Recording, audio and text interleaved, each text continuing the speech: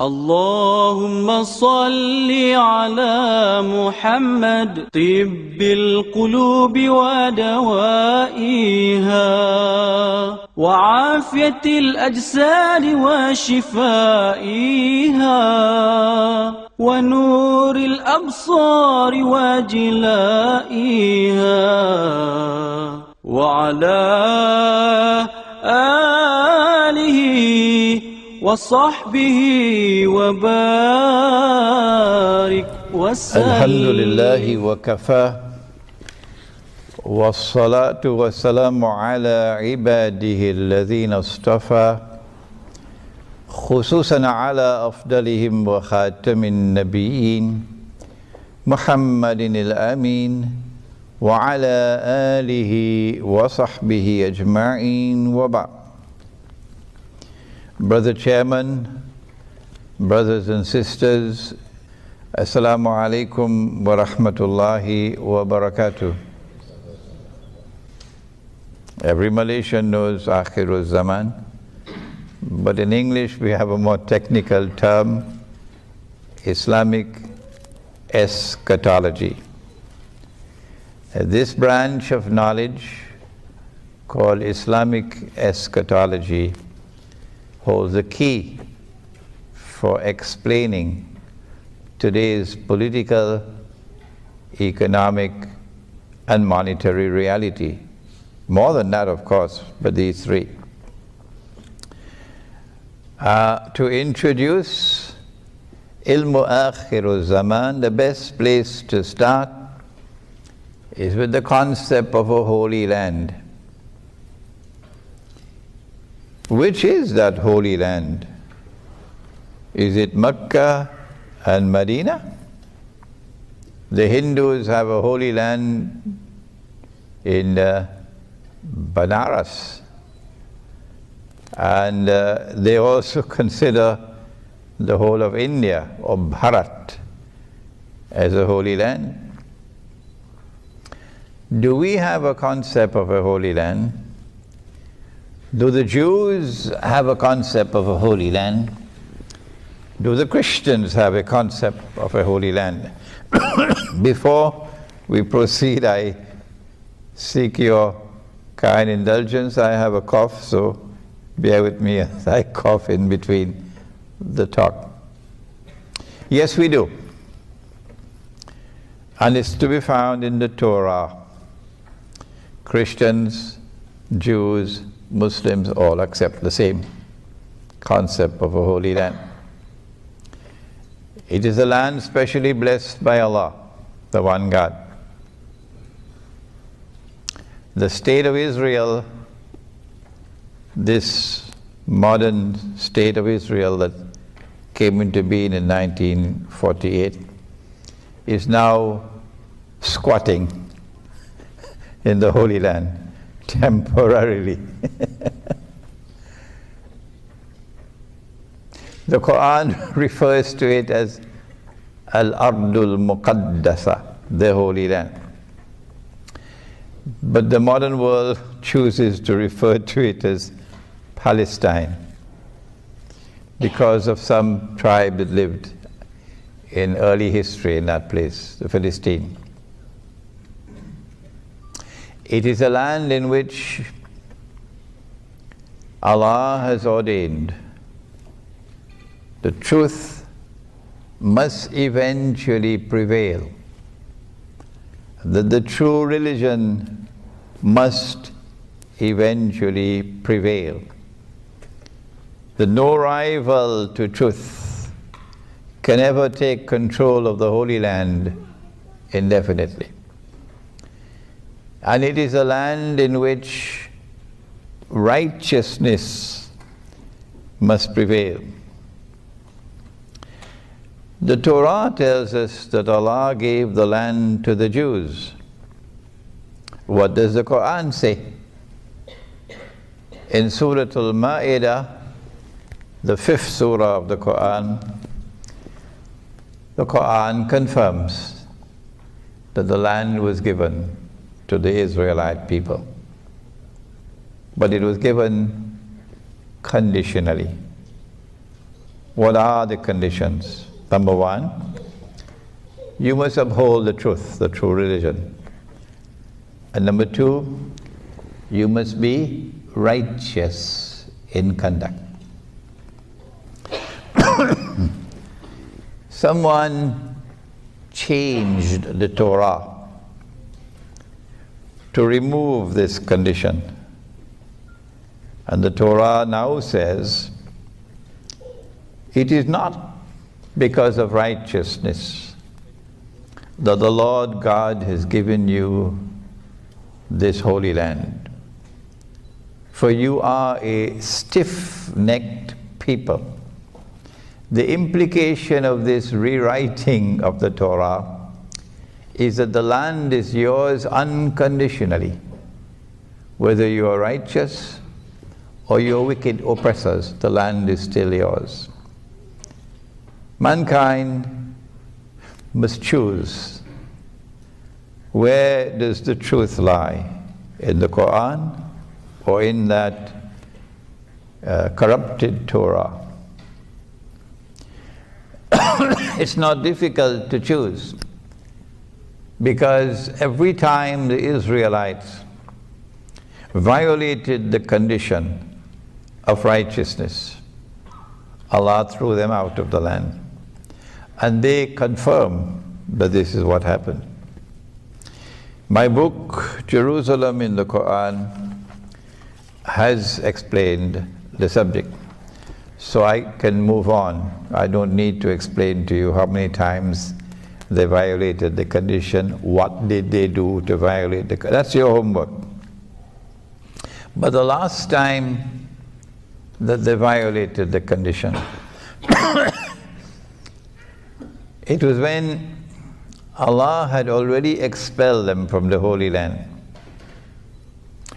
And they had been sent to Babylon, modern-day Iraq, as slaves, as punishment. And while they were in Iraq, in Babylon, Allah sent prophets to them to inform them of a divine promise that Allah, that Allah would send to them a prophet who would be their own prophet, would bring back the golden age when the holy state of Israel ruled the world from Jerusalem through the prophets David, Nabi Dawood alayhi salam, the prophet Solomon, Nabi Sulaiman alayhi salam, ruling the world in the sense that there was no rival to their rule. That is the sense in which they were the ruling state. So that golden age would come back when the Messiah comes. And when Allah did send the Messiah, some of them accepted him, but the rabbis rejected him. They said his mother gave birth to him when she was not married. And so he is, وَنَعُوذُ بِاللَّهِ مِنْ هَذَا, a bastard. And a bastard cannot be the Messiah. And then when they sentenced him to death for blasphemy, because he claimed to be the Messiah, the son of Mary, Nabi Isa alayhi salam. And then the Roman government, or the reluctant Roman government, then executed the sentence. And then they saw him die on the cross before their very eyes. They were now absolutely convinced he could not have been the Messiah. Why? Why? He's dead. The golden age never came back. He never ruled the world from Holy Israel. Israel is still under Roman occupation. And number two, look at how he died. He died by crucifixion. And our book, the Torah, says that whosoever dies like that is the cursed of the Lord. There's a curse upon him.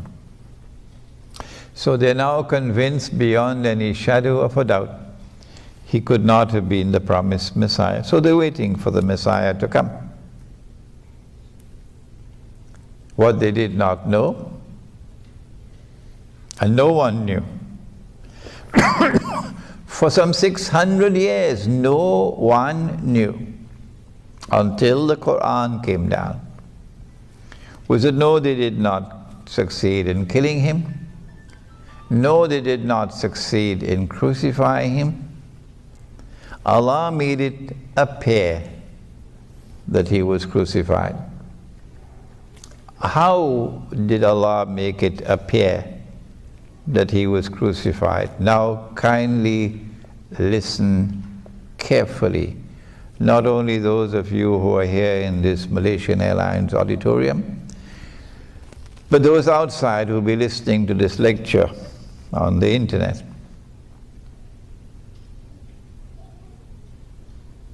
Allah says, وَلَكِنْ شُبِّهَ لَهُمْ.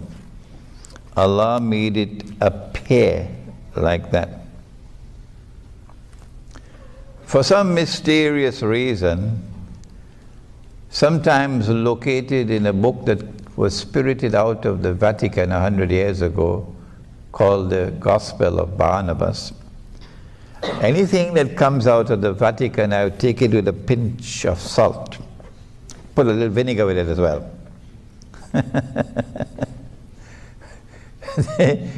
They hold this mysterious view that Allah, wa na'udhu billah min hadha, caused someone else to assume the appearance of Jesus, Nabi Isa alayhi salam.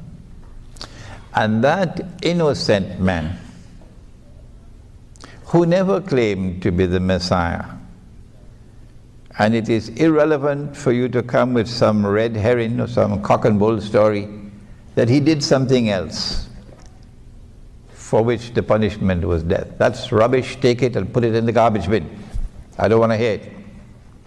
That innocent man who never claimed to be the Messiah was crucified for claiming to be the Messiah. That's an act of injustice. And Allah is not an unjust God. And so this theory of substitution must be rejected by all right-thinking and clear-thinking people. And we want to reject it one more time, unqualified rejection of this nonsense, this act of injustice on the part of Allah subhanahu wa ta'ala, to cause an innocent man, innocent of ever having claimed to be the Messiah, to assume the appearance of the Messiah and then to be crucified. That is nonsense, it is rubbish, and it is an act of injustice, and those who hold this view will have to answer to Allah for it one day. I have to use this very strong language, because there are those who have eyes and yet do not see. And they're heading straight into the fire with this, and they will not listen. Having disposed of this nonsense, the theory of substitution, well then, what happened?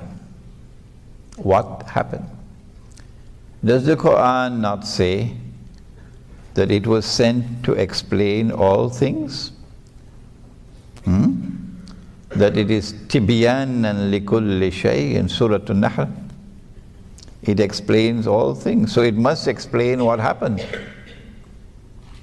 How did Allah make it appear that Nabi Isa alayhi salam was crucified when he was not? The answer is there in the Quran. In Surah Ali Imran, the 3rd surah of the Quran, and again in Surah Al-Ma'idah, the 5th surah of the Quran, Allah uses the word wafat. Wafat in this context, means taking the soul. Governments don't take your soul. The World Bank can't take your soul. Only an angel can take your soul. Won't you agree with me? Only an angel. And Allah instructs the angel to take your soul. So, in this context, the implication is that Allah took the soul of Nabi Isa alayhi salam. Is it possible that he took the soul and returned it? Is that possible? In Surah Al-Zumar of the Quran, Allah explains, and I'm going slowly now because this is so important for Islamic eschatology. This is the pivot of Islamic eschatology. Islamic eschatology revolves around this point. In Surah Al-Zumar of the Quran, Allah says, "Ba'ad a'udhu billahi minash shaitanir rajim. Allahu yatawaffa al-anfusa hina mawtiha." Allah takes the souls at the time of maut. Maut is death. Allah takes the souls at the time of death. وَالَّتِي لَمْ تَمُتْ فِي مَنَامِهَا. And those whose souls are not taken while they are awake, Allah takes the souls while you are asleep. فَيُمْسِكُ الَّتِي قَضَى عَلَيْهَا الْمَوْتِ. He then keeps those souls for whom maut is written. Death is ordained. وَيُرْسِلُ الْأُخْرَى إِلَى أَجَلٍ مُسَمَّى. And for those for whom maut is not yet written, Allah returns the souls. We know from this verse one form, namely sleep, in which Allah does this. He takes your soul and He returns it. This may not be the only one, but this is one. That while you're asleep, He takes your souls. You have to forgive me for repeating and repeating and repeating, because there are some people who simply cannot listen, cannot hear. So kindly forgive me. So while you are sleeping, Allah takes the soul, and if maut is not written for you, if death is not yet ordained for you, He then returns the soul for a specific period of time. In which case, you did not die. No. That's why you are here sitting in this auditorium today. If Allah had kept the soul, you will not be here, you will be underneath the earth. So now it is clear. If Allah took the soul, this is the context in which the word wafat is used in both Surah Al Imran and Surah Ma'idah. This is the context that Allah took the soul. If He took the soul and He did not return it, then Nabi Isa alayhi salam died. He was crucified. But Allah says, no, they did not succeed in crucifying Him. They did not crucify Him. They did not kill Him. And so there's only one possible explanation left.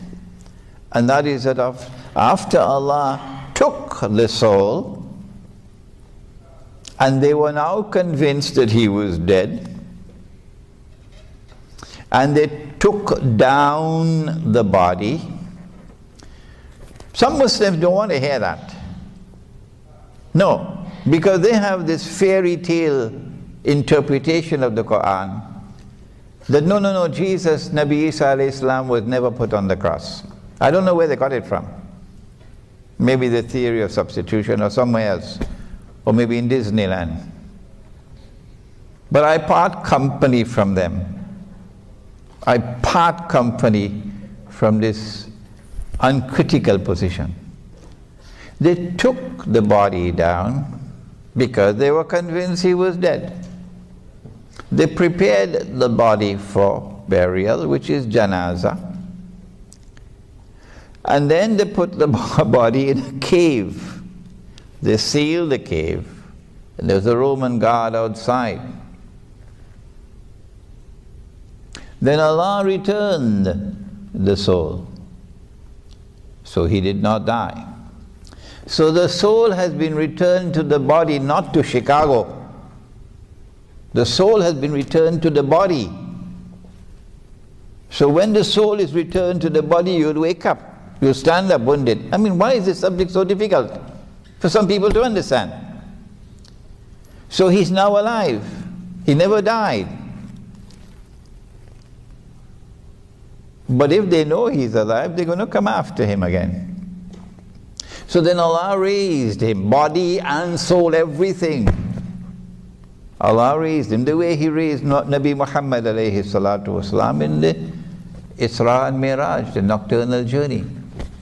Raising in the sense of taking him from this material universe into other worlds of space and time. I have no other English word to use than the word raise. And I'm allowed to use the word raise because in the Quran Allah uses the same word, بَلْ رَفَعَهُ اللَّهُ إِلَيْهِ. Allah raised him unto himself. Meaning that Nabi Isa alayhi salam, the Prophet Jesus, is no longer in our world of space and time, no longer in our material universe. He has now been transported into another world of space and time, or what the Quran refers to as the samawat. There are 7 of them. And in physics, they're called parallel universes. Every physicist knows about it. Ask Einstein, he'll tell you. Since he never experienced death, no, never experienced maut, no. And since Allah says in the Quran, kullu nafsin dha'iqatul maut, every soul must taste death,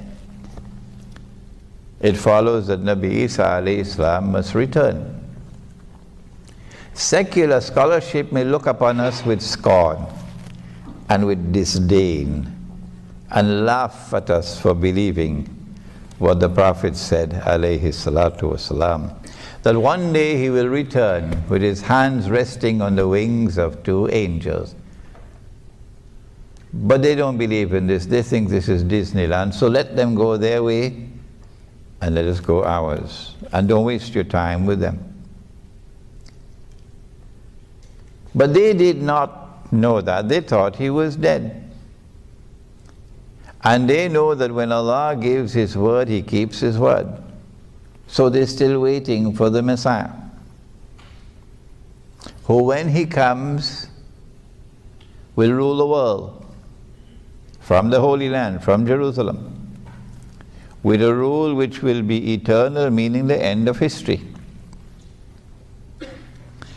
I lived in New York for 10 years. And during that time I interacted with the rabbis and with the Jews. And I can confirm to you, oh yes, they are waiting on the Messiah. And they believe the Messiah is around the corner. We also believe that the Messiah is going to return. The voice of Nabi Muhammad alayhi salatu wasalam is the most powerful voice in history to have prophesied the return of Jesus alayhi salam. And this is the cornerstone of Islamic eschatology. Welcome to the subject of Islam and the end time. Events which are still to occur in the historical process. The most important of them all, by far, is the return of the true Messiah, the son of Mary, Nabi Isa alayhi salam, the Prophet Jesus. That return will occur in the end time, or as we know it in Malaysia, Akhirulzaman. And we can recognize when we are living in Akhirulzaman. Oh yes, and people in Kuala Lumpur most of all. Because just before Prophet Muhammad ﷺ died, a very extraordinary event took place.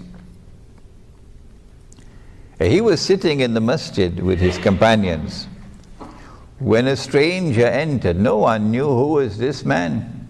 He was dressed all in white, his hair was black, and no one knew him. And he walked through the gathering and came directly in front of the Prophet ﷺ and asked 5 questions. And the Prophet ﷺ answered him, and the man would confirm, yeah, you're correct in your answer. Who is he? And then he left, as strangely and as mysteriously as he had arrived. And after he left, the Prophet asked, do you know who was he? Who was he? So we said, Allah and His Messenger know, but we don't. Yeah, that was Gabriel, Jibreel alayhi salam, who came to instruct you in your deen. One of the questions, the last question, what are the signs of Akhirulzaman? And one of the signs that he answered and gave it, you'd find naked, barefooted shepherds competing with each other in the construction of tall buildings. That's why I said you people of Kuala Lumpur are familiar with this subject. And when you build your twin towers, then Korea will get jealous and put up something taller in Seoul. And then Dubai will say, nope, we're going to do better. And they put up the Burj in Dubai. And then Jeddah will say, we'll teach you a lesson. And Jeddah will put up towers that go up into the clouds. And those who see with only one eye would look at these tall buildings and say they represent progress. These are the naked, barefooted shepherds. But those who see with 2 eyes will say, no, what resides in the heart is far more important than the tallest of buildings that you can build. So we are living in Akhirulzaman. If you can't see the tall buildings, please make an appointment with an eye specialist. The Akhirulzaman, or the last age, is going to culminate with the return of the true Messiah, Nabi Isa alayhi salam. But Islamic eschatology has something very important to introduce now. Something which affects the political process, something which affects the world economy, something which affects the monetary system, something which explains today's strange and mysterious reality in the world today. There are those who are content to simply go to work in the morning, face the morning traffic, and go back home in the evening with your air conditioner turned on in your SUV, and then go home and cook a nice dinner, and sit down and watch television until it's time to sleep. And you do it over and over until the weekend comes. And then the weekend is the time for fun and games and so on, and for Saturday night's fever and so on. And this is life. This is life. You worship the dunya, you live for the dunya, you die for the dunya. But there are others. There are others who are made of sterner stuff, and their hearts beat with a different tune. These are people who yearn for something higher, something which explains the strange world. I'm not prepared to be just another piece of balsa wood floating on the ocean, and the waves will take me wherever they want to. No. I want a boat which will take me to the port, the destination that my heart longs for. I must understand the world in which we are living today, and I must respond to it appropriately. I want peace and contentment and tranquility in my heart. And I can only get that peace and contentment and tranquility in my heart when I understand the reality of the world in which we live, and I respond to it appropriately. And for these people, we say to you today here in Malaysia and from the auditorium of Malaysian Airlines that it is the Quran and it is Prophet Muhammad alayhi salatu wasalam who explain the reality of the world today as no one else can do it. And as Islamic eschatology explains the world today, it is for you to now determine, what are you waiting for? When will you come to Islam? When will you come to Islam? For Islam is explaining the world today. The pity about it, however, is that the world of Islamic scholarship is not doing that. The scholars of Islam are not doing that.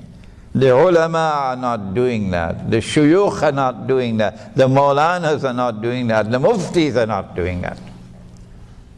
That is a tragedy that we face today. But the Quran is doing it. And Nabi Muhammad ﷺ is doing it. And it is for you to study Islamic eschatology so that through your voice, mankind may accept the truth. Nabi Muhammad ﷺ said, because they rejected him, and they said he could not be the Messiah, and they're waiting for the Messiah to come, who when he comes would rule the world. Let me repeat one more time.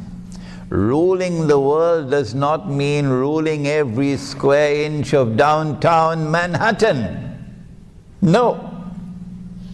Ruling the world means ruling with a power which cannot be challenged, which cannot be rivaled by any individual or combination of powers. That is the ruling state.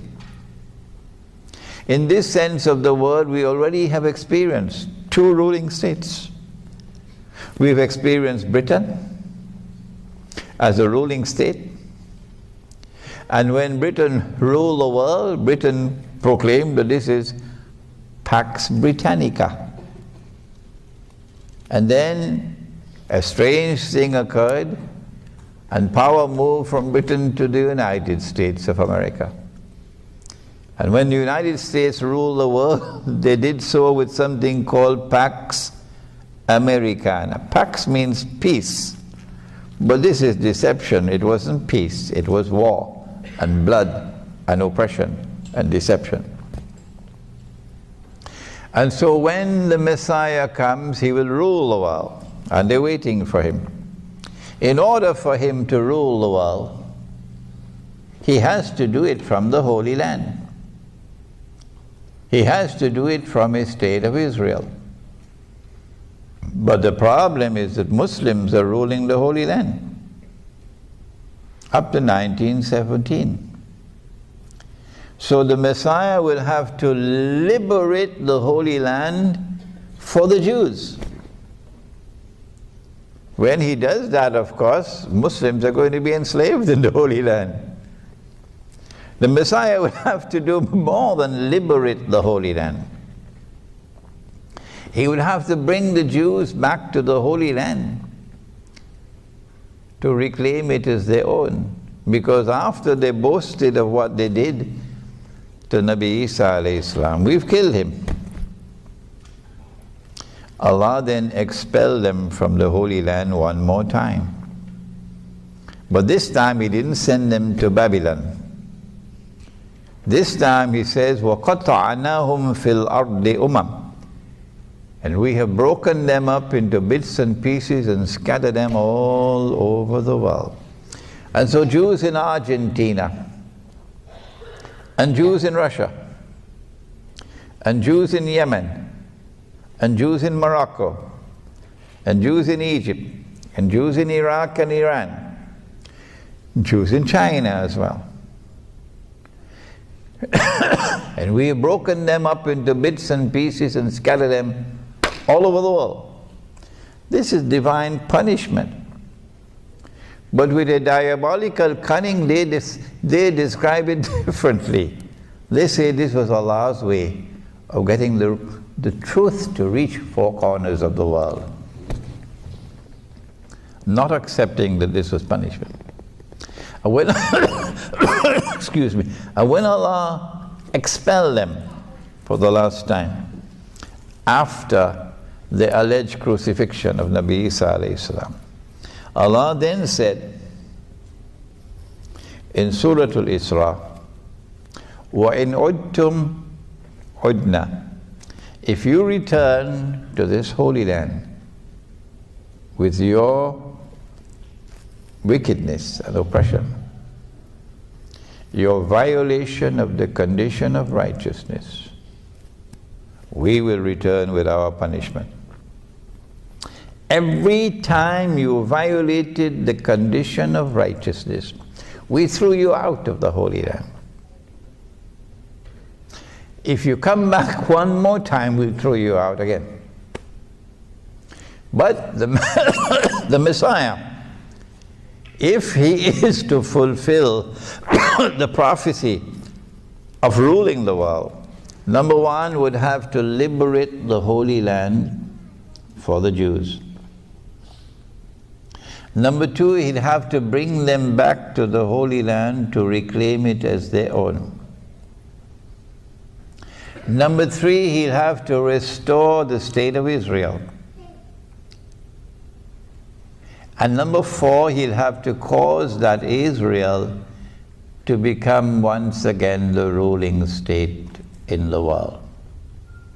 Only then can the Messiah stand up in Jerusalem and declare, I am the Messiah. So they're waiting for that Messiah to come. Nabi Muhammad alayhi salatu wasalam is the most powerful voice in the world to have explained that Allah created a being, a wujud, and programmed that being to impersonate the Messiah. He is known as Al-Masih al-Dajjal, Dajjal, the false Messiah. And when Allah releases him into the world, this is what he'll do. He will liberate the Holy Land for the Jews.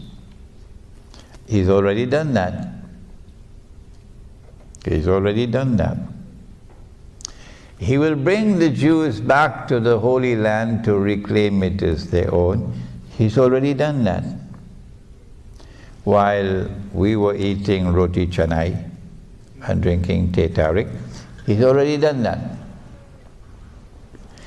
He will restore a state of Israel in the Holy Land, an Israel that will be an impostor, but convince them that this is holy Israel. He's already done that. He has already done that. Don't ask me, Sheikh Imran, where is the hadith? Don't ask me, because these are logical deductions. Do not ask me, where is the hadith for what you are saying? Go find some other teacher to teach you and leave me alone. Because you can't understand. These are logical deductions. And yet they ask, where is the hadith? Ah, yes. He's already done that. He's already restored the state of Israel in the Holy Land. An impostor Israel. and convince them that this is holy Israel. Only one thing now remains, only one. He has to cause that Israel to rule the world. And it is in the process of bringing that Israel to the position of ruling the world and analyzing how he has done it, because we are just around the corner now. We will understand today's political reality. We'll understand political history. We'll understand today's world economy. We'll understand economic history.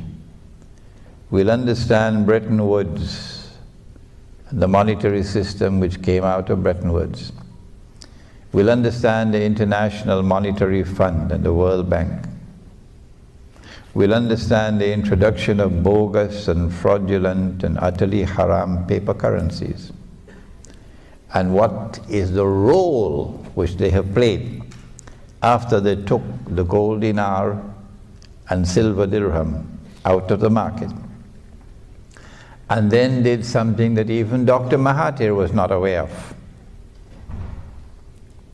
The Articles of Agreement of the International Monetary Fund prohibit the use of gold as money. Dr. Mahathir did not know that. Our scholars of Islam don't appear to be even interested in the subject, much less to study it. So when we study what is the strategy being used to bring Israel to that position where it can rule the world, we will understand the reality of today's politics and economics and monetary economics and other things beside, the feminist revolution as well.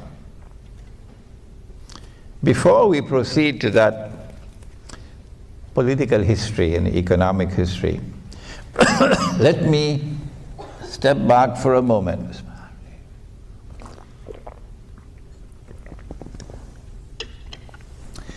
A companion of the Prophet ﷺ, whose name was Tamim ad-Dari, came to the Prophet ﷺ in Medina and narrated something to him. And the Prophet ﷺ then said to the people, "Sit down. Tamim ad-Dari has come to me and told me something about Dajjal, which confirms what I have been speaking to you about." And this hadith is located in Sahih Muslim. And here is the event. When I analyze the event, I come to the conclusion that this was a vision. But when I give my opinion, don't you dare accept my opinion. No. I don't want you to accept my opinion unless and until you are convinced that it is correct. Other than that, you will not be showing respect for your own rational faculty. I never did that with my own teacher. I gave him more trouble than every other student combined. I never accepted anything that he taught me until I was convinced that it was correct. That's the way he trained me. So I won't be simply a parrot, someone who came out of a Maulana factory. And that's what I want from my students. This is my opinion, that it was a vision, not an actual event, a vision. In the question and answer session, you may ask me, well, how did you come to that conclusion? Tamim ad-Dari and some 40 of his companions went on board a ship. And ships normally travel in water. I don't know about Malaysia. So you have to look for a body of water. It's logical deduction. And you're leaving from the Arab world. The Arab world. And that part of the Arab world where Medina is located, To the north is Jerusalem. So you have the Mediterranean Sea, and then on this side you have the Red Sea. But a storm came and blew the ship for a whole month. So we eliminate the Red Sea, because if a storm comes in the Red Sea, within 5 minutes you reach land. But this one took a whole month before it reached land. So we eliminate the Red Sea. And then they came to an island. They came to an island. And I recognize that island to be the island of Britain. But some people, they can't understand how can a ship travel through the Mediterranean Sea and reach Britain. Or, well, how come the US Navy and US merchant ships, since the United States was born 200-something years ago, were trading with North Africa? Huh? Lots of American ships used to be trading with North Africa. How did they get into the Mediterranean? So it is possible to get out of the Mediterranean with a ship. Elementary geography. I recognize the island to be Britain, but don't accept my opinion until you're convinced that it is correct. There are some who are convinced otherwise. They think the island is Singapore. When they landed at this island, they got on shore and they were confronted by a very hairy creature. So much hair that you could not tell which side was head and which side was tail. Much like in lower Manhattan, you can't tell who is a man and who is a woman. So you couldn't tell which side was head and which side was tail. And then this creature is called Jassasa, meaning a spy. So this is an island located about 1 month's journey by sea, using wind from the Arab world, the Mediterranean coast there by Syria. And it is an island with expertise in spying and espionage, you know. A hint for you, James Bond kind of stuff. And Jassasa pointed to the ruins of a monastery and said, there's someone waiting for you there. So this is an island in which religion will eventually crumble, and churches are going to be sold, restaurants and discotheques and bingo halls. Churches on sale, because nobody going to church. And so they hurried. And when they got to the ruins of the monastery, they found this human being. He looks like a human being, but he's in chains. His hands are chained to his neck, and his feet are chained together. And he questions them. And they are very interesting questions. For that you must read this book. And then he said, I am Dajjal. I am Dajjal.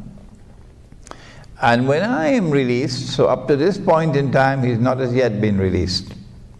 This is about the 2nd or 3rd year after the Hijrah in Medina.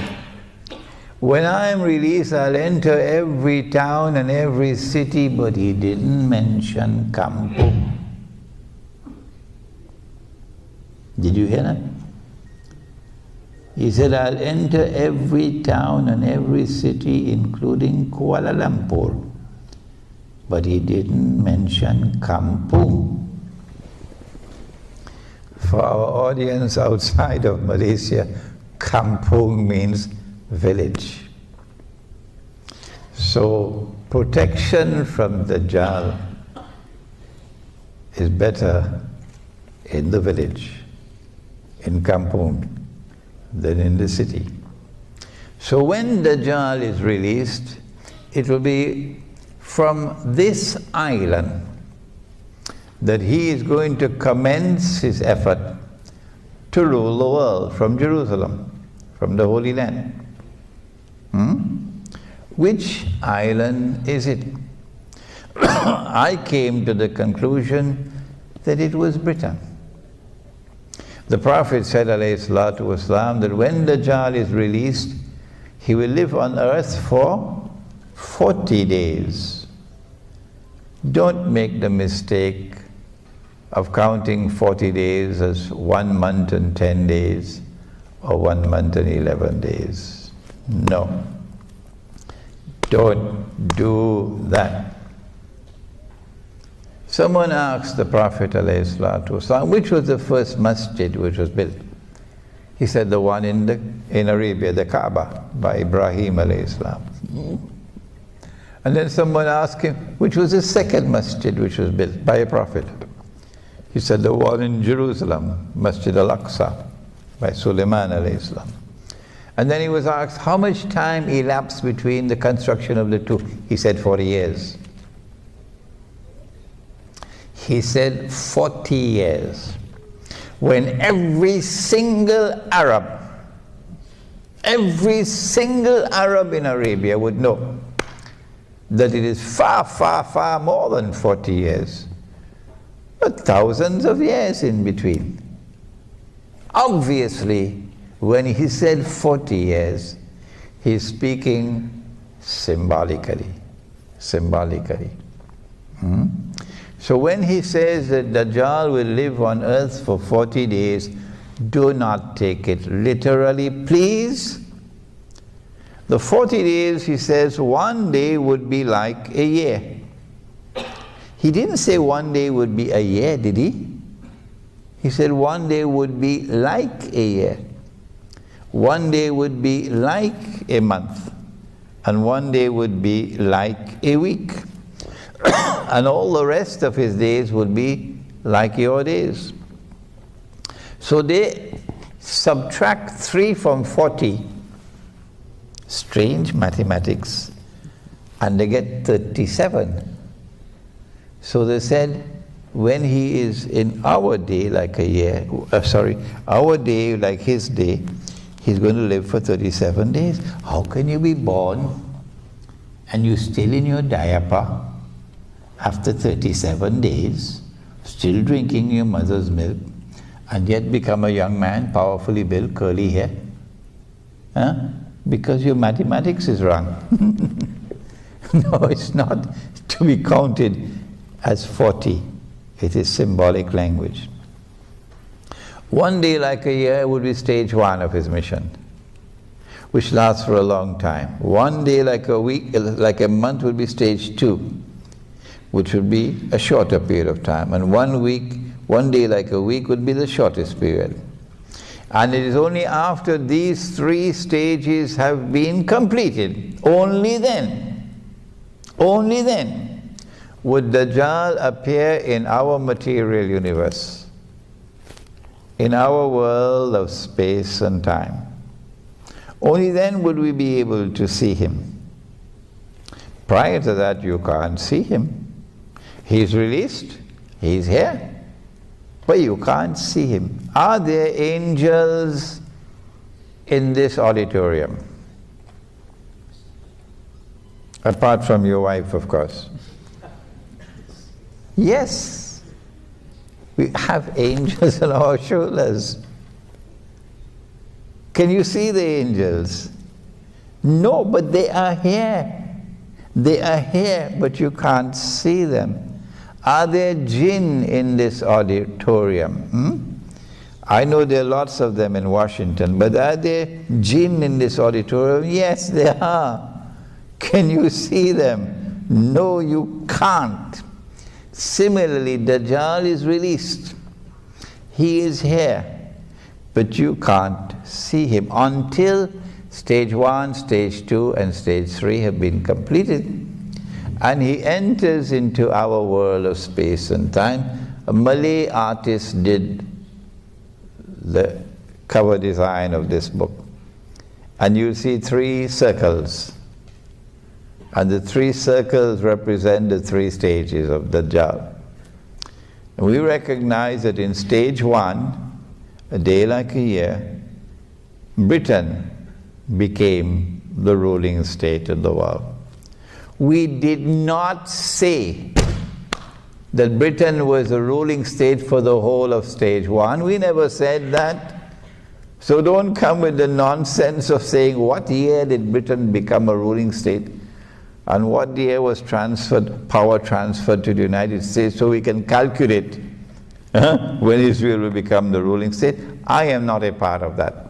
You do your mathematical conclusions, and when you finish, take it somewhere else, don't bring it to me. No. In stage one, which lasted for a long time, stage one witnessed the emergence of Britain as a ruling state. Britain becomes a ruling state with a mysterious relationship with the Holy Land. It is the British army which defeats the Ottoman Islamic army and takes control of Jerusalem. It is Britain which issues the Balfour Declaration. And if you don't know what's the Balfour Declaration, do your homework. It is Britain which ruled over the Holy Land with a mandate conferred by the League of Nations from 1917, 1918 to 1948. It is Britain which presided over the birth of the State of Israel in 1948. And so we are convinced that the island is Britain. But if you choose to believe it's Singapore, that's your choice. And then came stage two, which is a day like a month. And we recognize that Dajjal has now created a second ruling state. And that second ruling state is the United States of America, with a mysterious relationship with Israel, which cannot be explained by normal tools of political analysis. No. And then comes stage three, when power will be transferred from the United States of America to a third ruling state. And we say that that third ruling state would be Israel. And that is where we are located now in the historical process. Only Islamic eschatology can deliver that statement. Only the Quran and Nabi Muhammad ﷺ could explain this political process. We are now located at that moment. When was Dajjal released then? Let's step back again. Nabi Muhammad ﷺ suspects a Jewish boy in Medina to be Dajjal. And he takes Umar radiallahu ta'ala anhu with him to question the boy. But the boy is rather impertinent and rude in his answers, and Umar gets angry. O Messenger of Allah, give me permission, I'll cut off his head. The Prophet ﷺ replies and he says, no, Umar, don't do that. If he is Dajjal,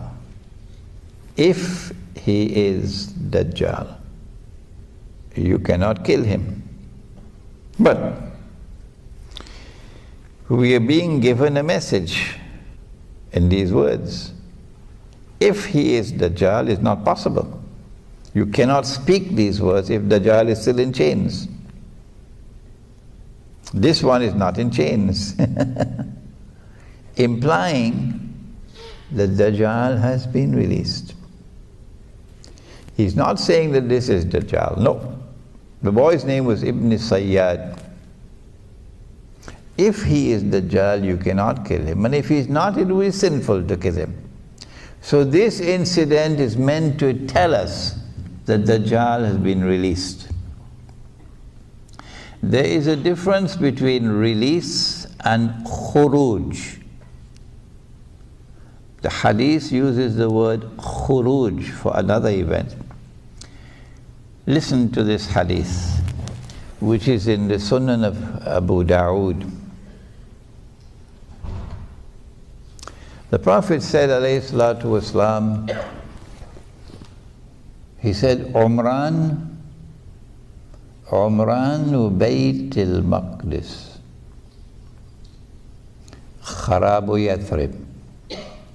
At that time, when Jerusalem would be a booming city with construction. Construction everywhere, booming, flourishing, center stage. That would be the time when Yathrib, meaning Madinatul Nabi, would be in a state of kharab. Number one, a state of forlorn desolation. That's one meaning. Playing no role whatsoever in Islamic affairs and no role whatsoever in world affairs, a forgotten city. But the other meaning, I think it's a Syeikh from Jordan who drew my attention to it, is that as buildings are going up over there, buildings are being destroyed here. The strange Wahhabi cult which emerged in Saudi Arabia to become an ally of the Zionists, to such an extent that Saudi Arabia is today a strategic ally of Israel. They destroy every single building in Medina which has a sacred history attached to it. So as buildings are going up here, buildings are being destroyed here. So when that time comes, then Kharabu Yathrib, Khurujul Malhama. Look at that time for the Great War. The Great War, they call it Armageddon. The Prophet called it Malhama. It's a great war which will make the First World War and the Second World War look like a fight over peanuts. That's how great it's going to be. My reading is that the Great War or the Malhama will cause a substantial reduction in the population of the world. So that what remains of the population of the world after the Malhama would be manageable for Israel in order for Israel to rule the world. So if you have 8 billion people in the world today, you might have 500 million after that. 7.5 have gone to another world when the Malhama takes place. That's where we are now. The next thing to occur is the Malhama. If Turkey attacks Syria and invades Syria, as I am expecting, and if Russia then comes to the defense of Syria, as I'm expecting, well, NATO will get what NATO wants. NATO wants a big war. Well, what's what you want? That's what you'll get. And that is going to lead to the Malhama, nuclear war, which will substantially reduce the population of the world. This is Islamic eschatology at work, telling you what's coming, anticipating the future, not fortune telling, what Mr. Reagan had in the White House. No, this is an anticipation of events to come based on Islamic eschatology. And then he said, Khurujul Malhama, Fathul Constantinia. That when the Great War takes place, it will lead to the conquest of Constantinople. Every Turk knows that Sultan Muhammad Fatih conquered Constantinople in the year 1453. And the world of Islam was led by its nose to accept the falsehood that that conquest of Constantinople in 1453 is the fulfillment of the hadith prophesying a Muslim conquest of Constantinople. That's false. There's a little booklet outside, only about 30 pages long, called Medina Returns to Center Stage in Akhirulzaman. And that little booklet examines this conquest of Constantinople, which is to come. Which is to come. We can discuss it in greater detail in the question and answer session. Fathul Constantiniya Khurujud Dajjal, said the Prophet ﷺ. So it is only after Constantinople has been conquered by the Muslims, which is still to come, which will bring an end to NATO control over the city. And once NATO control over Constantinople is gone, then the Bosphorus will be open for the Russian Navy to pass through and enter into the Mediterranean. It is only then that Dajjal will have his khuruj. I mean, only now will Dajjal will appear in human form. Only now will you see him ruling over the state of Israel. And when he rules over the state of Israel, one of the last things he's going to do is to attack Medina. And the Israeli armed forces are going to land outside of Medina with Dajjal. This is explained in that little booklet. It's only about 30 pages long. No excuse for not reading it. But the angels are going to bar him from entering Medina. And then Medina is going to shake 3 times. 3 times. I don't know what the Islamic University of Medina is going to do on that day. Medina is going to shake 3 times. And every kafir and every munafiq, kafir, a disbeliever, munafiq, a hypocrite, will be thrown out and they will join Dajjal. And since he is not allowed to enter Medina, he is diverted to Damascus. And then all 3 will be in Damascus. All 3. The 3 most important actors in Akhirulzaman, all 3 will be in Damascus at the same time. Imam al-Mahdi will be there. Dajjal will be there. And Dajjal is outside the masjid and the Imam is inside the masjid. And the confrontation is about to take place. And history repeats itself. In the same way that we were approaching the water, fleeing with Moses alayhi salam. And the army of Fir'aun was approaching behind. And the confrontation is about to take place. And some of us are in a state of despair. At that last moment, Allah says to Musa alayhi salam, strike the water with your rod. And the water parted. وَإِذْ فَرَقْنَا بِكُمُ الْبَحْرِ, and we parted the water for you. فَأَنْجَيْنَاكُمْ, and we delivered you to safety. وَأَغْرَقْنَا آلَ فِرْعَوْنَ وَأَنْتُمْ تَنْظُرُونَ, and we destroyed Pharaoh and his army, and it happened before your very eyes. Similarly, history repeats itself. That Imam al-Mahdi is inside the masjid, and Dajjal is outside, waiting for the confrontation. And at that very last moment, Allah sends Nabi Isa alayhi salam back. And he comes down into the masjid. And the Imam sees him and says, this is the son of Mary. The way John the Baptist said, here he is, this is the man you've been waiting for, this is the Messiah. History repeats itself. Nabi Isa alayhi salam is invited. You lead the prayer. He said, no, you've been appointed the Imam, you lead the prayer. So the Imam leads the prayer, the Salat. And he prays with us Muslims the way we pray.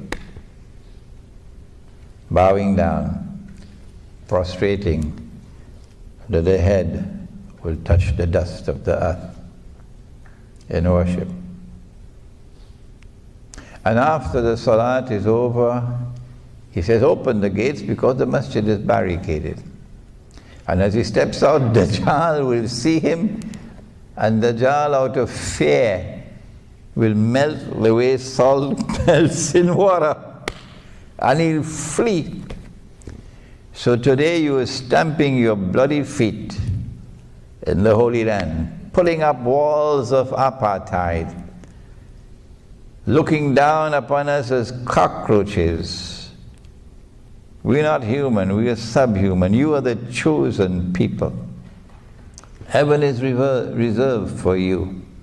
Not all Jews are like that. No, not all Jews are like that. There are Jews who will stand with us in a common fight against oppression. And those Jews are welcome to come and live with us in our Muslim villages. But the other Jew, who is an oppressor, on that day you will be running. And Nabi Isa alayhi salam will pursue him and overtake him at a place called Lud and kill him. And after that, Gog and Magog will be destroyed by Allah. And that is an important subject to study of Akhirulzaman, Gog and Magog. And I have a book on the subject outside. And then a Muslim army will liberate the Holy Land. A Muslim army will liberate the Holy Land. And truth will triumph over falsehood. And righteousness will triumph over oppression and wickedness. And that's how history will end. I got an email from a supporter of the State of Israel about a week ago.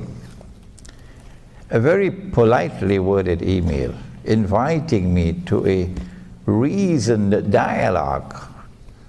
Why are you Muslims unable and unwilling to recognize that we Jews do have rights?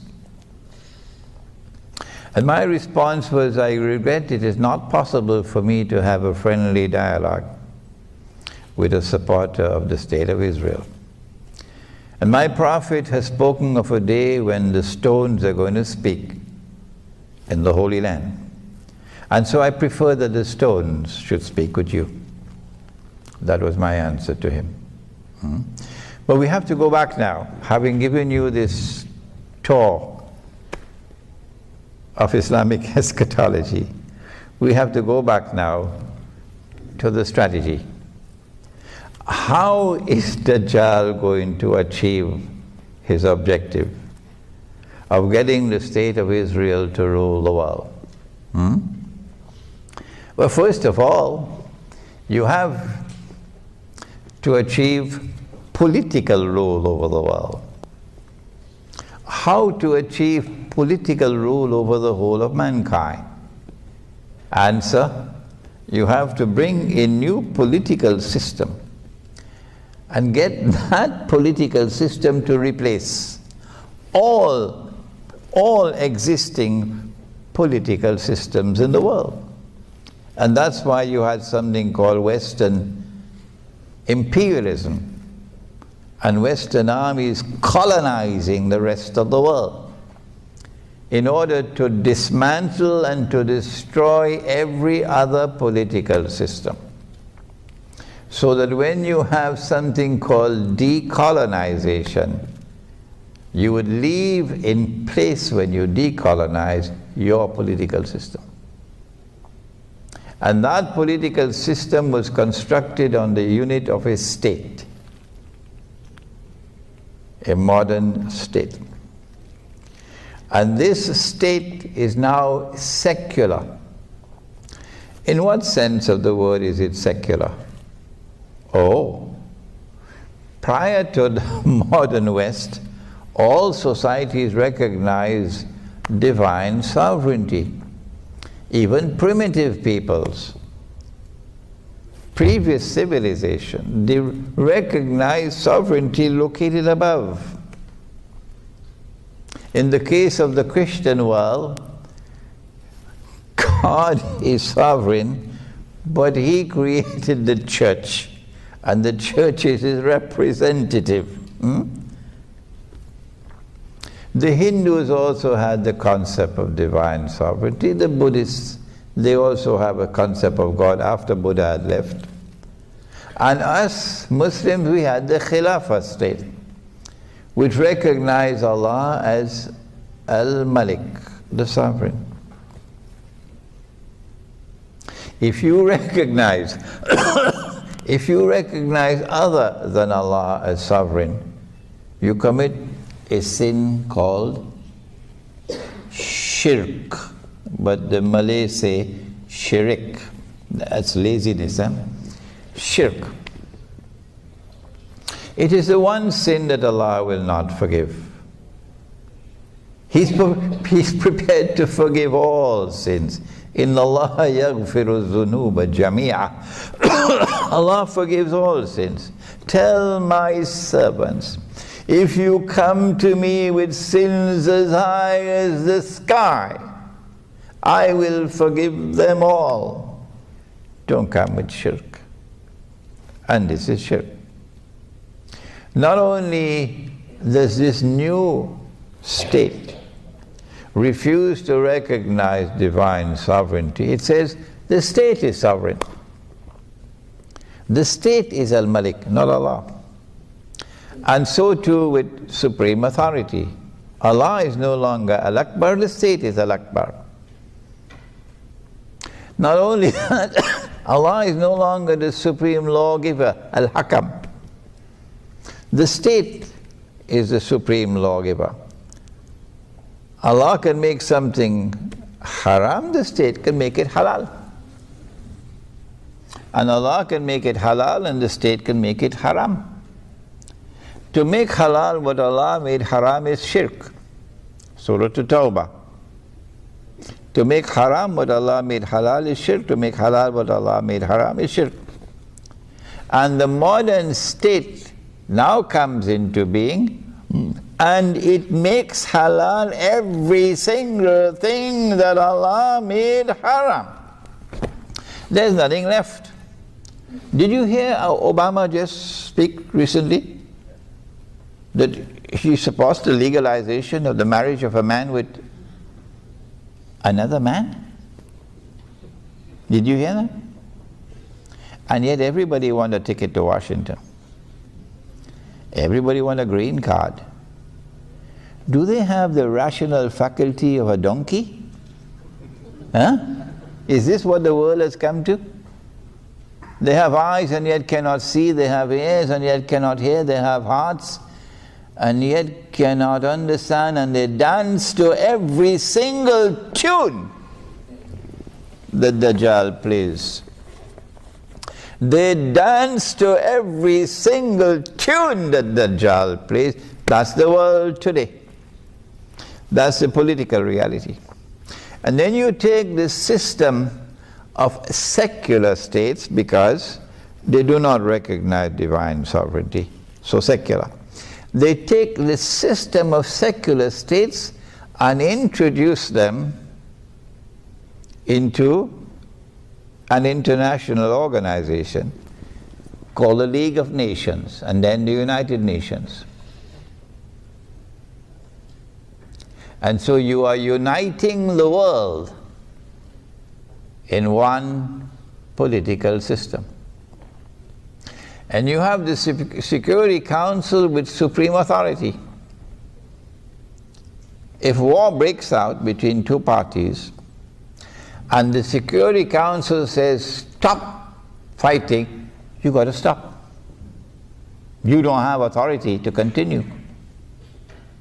If you attempt to continue, then the Security Council has the right to demand of every single member state to send troops, so that an international force is established to go and fight you. And when you are called upon, you have to obey. That's what the status is, the Security Council is. And so once you had the United Nations established with the Security Council, that charter, you have established the foundations for world government. And when that world government is achieved, then Dajjal will rule over it. And what we're witnessing now, particularly in Europe, but the Europeans don't understand, is the demolition of the modern state, the demolition of the modern state with its authority, so that a world government can emerge which will rule over all of mankind. That is the fundamental explanation of political events taking place in the world now. They did the same thing with the economy. Allah had prohibited riba, borrowing and lending money on interest. Sometimes a money lender lends you money on interest in order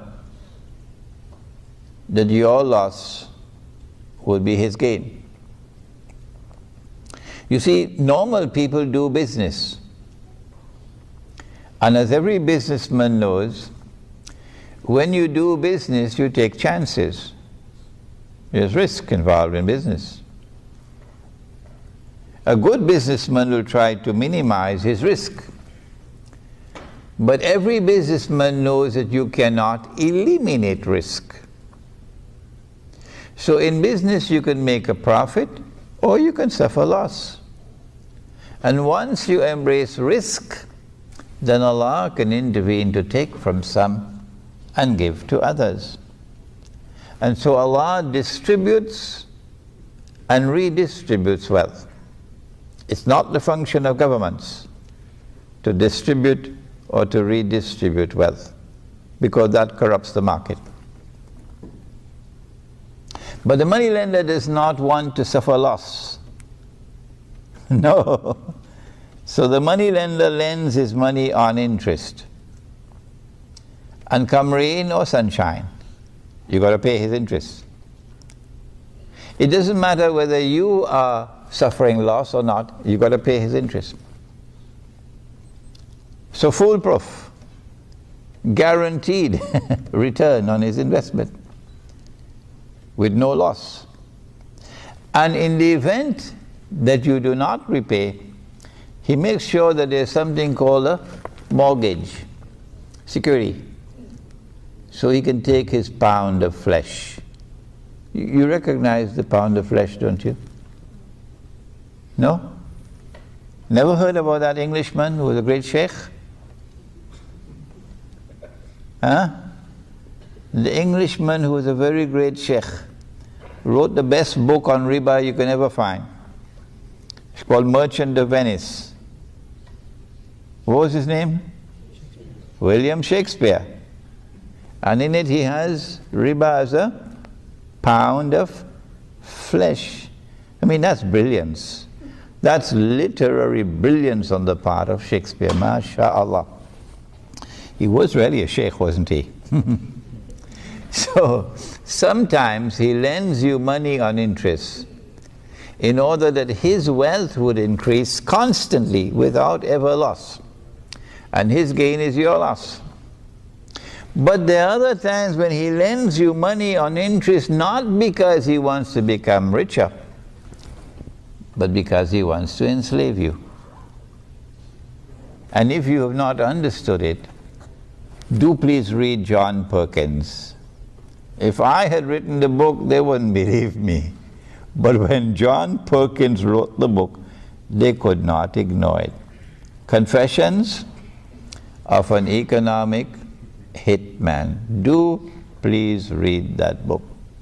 This is why Allah has prohibited riba. Because riba is like poison. Once it's injected into your system, it will do to you what it did to the Ottoman Islamic Empire. It will enslave you, it will paralyze you until it can destroy you. So they have done that with the banking system around the world. Today's banking system was created by Dajjal. And today's banking system has fulfilled its functions splendidly. It has been an unqualified success in impoverishing and enslaving all those who are resisting Dajjal and delivering wealth, unsurpassed wealth, to all those who bow down and worship Dajjal. So if you're living on the gravy train, if you're living in an economy that is prospering at this time, you must know you are worshipping Dajjal. And if you are in Indonesia or in Bangladesh or in Egypt or in Pakistan or in most of Africa, you will know you are being punished because you are resisting Dajjal. They don't teach this in the classrooms of economics. But the Prophet said, alayhi salatu wasalam, that Dajjal will come to a people, and if they accept him and follow him, he'll cause the rain to fall. And the animals will come back home in the evening with their humps high and giving so much milk, and the people will prosper. And Dajjal will go to another people and they would resist him. And he will stop the rain from falling. And they will suffer drought and hardship. And the animals will come back home in the evening lean, with no milk. And they would starve. This is the language with which the Prophet ﷺ explains today's economic reality, through riba. But that was not all. I told you earlier, you cannot explain without Dajjal today's monetary reality. You cannot explain without Dajjal today's monetary reality. Allah speaks of money in the Quran. Oh yes. In the Quran you'll find dinar. In the Quran you'll find dirham. A dinar in the Quran is a gold coin. A dirham in the Quran is a silver coin. This is money in the Quran. And in the Hadith, you have not only dinar and dirham, but excuse me, when there is a shortage of gold and silver coins in the market, then in Medina they would use dates as money. You call it korma. They would use dates as money, or wheat, or barley, or salt. But they will use, in a substitute for gold and silver, they'll use an article of food consumption. So you can't ban it, can you? An article of food consumption, which is in abundant supply in the market, no shortage, which has a shelf life, not like mangoes. This can last for some time. And which has its value inside of it, not outside, so George Soros can play games with it. It has intrinsic value. This is money in Islam. This is money in the Sunnah. This is halal money.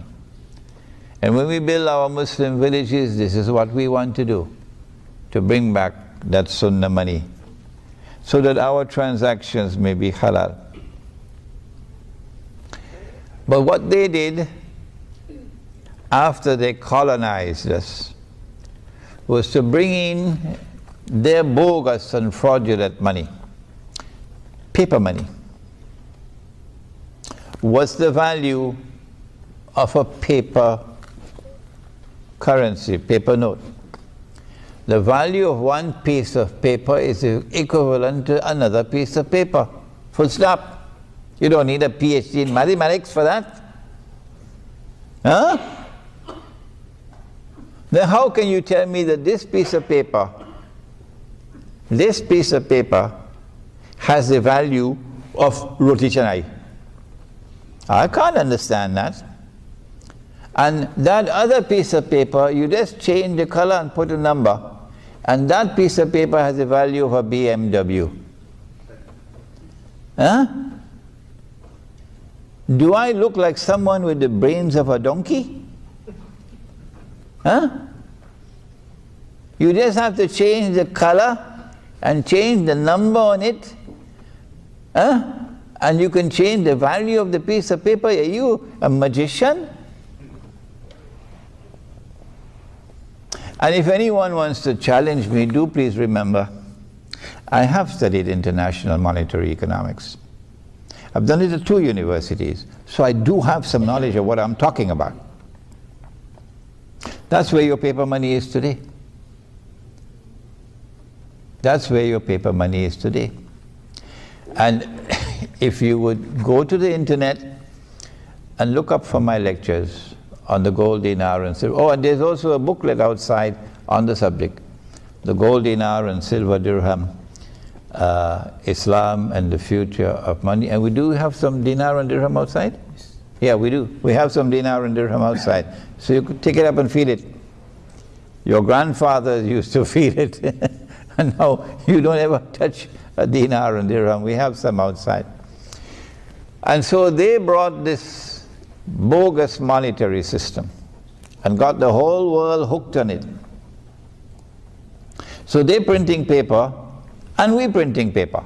Everybody printing paper. But there's a difference. I was addressing a conference in Brunei with Islamic scholars from different parts of the world. And I made a joke and nobody laughed.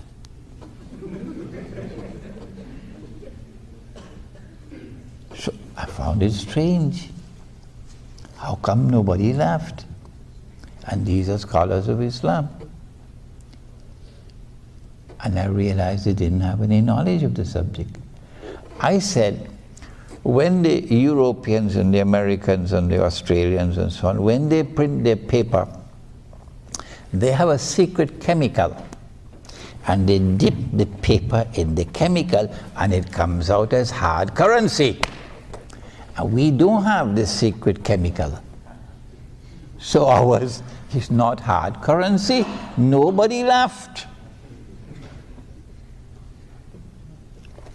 Perhaps they actually believed that there was this secret chemical. And these are scholars of Islam. You make a joke and nobody laughs. Yes, this is the bitter reality. That you could print a US dollar and take it anywhere in the world and you can buy whatever you want. Yeah. So long as the donkeys accept the paper, you can buy all the oil of Saudi Arabia free of charge. All that you need is paper and ink and a printing press. This is where the Ummah of Muhammad alayhi salatu wasalam is today. All that you need is paper and ink and a printing press. Because the scholars of Islam do not understand monetary economics. Because the institutions of learning don't teach the subject. And yet they give fatwa. And yet they give fatwa, defending it. When we print our paper, and you take a basket full of Bangladeshi taka to Midtown Manhattan, you can't even buy a cup of coffee. Nobody wants it. So you have a system of ripping off the rest of the world. And you becoming richer and richer and richer and richer, while Indonesia becomes poorer and poorer and poorer and poorer. A financial system. There is a den of a den of thieves. I've given you the mountaintops, a brief survey, an introduction of Islamic eschatology, the main actors in Islamic eschatology. I didn't have time to deal with Gog and Magog. And then I took you to the main focus of Islamic eschatology, namely the return of Nabi Isa alayhi salam. And then introduced to you Dajjal, the false Messiah. And then showed to you the difference between his release and his khuruj.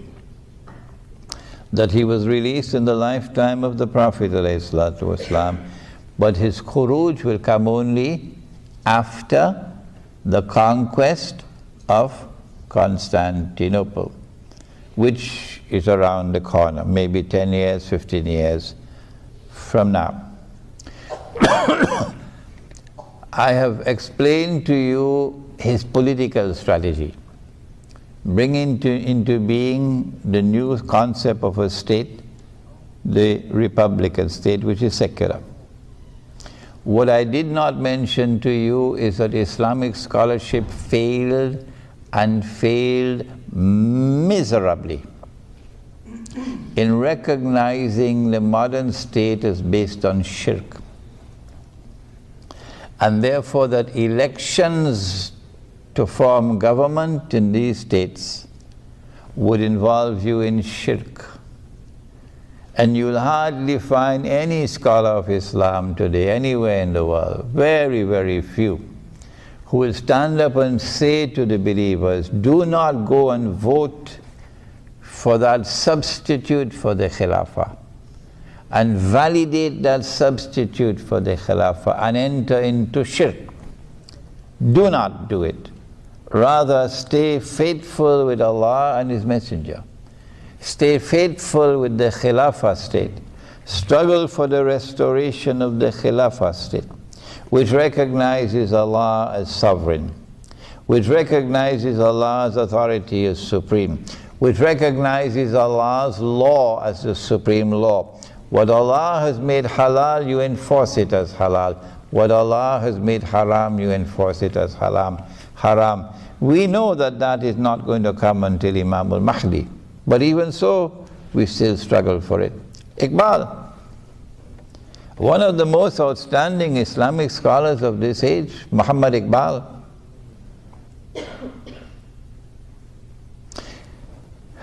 was deceived.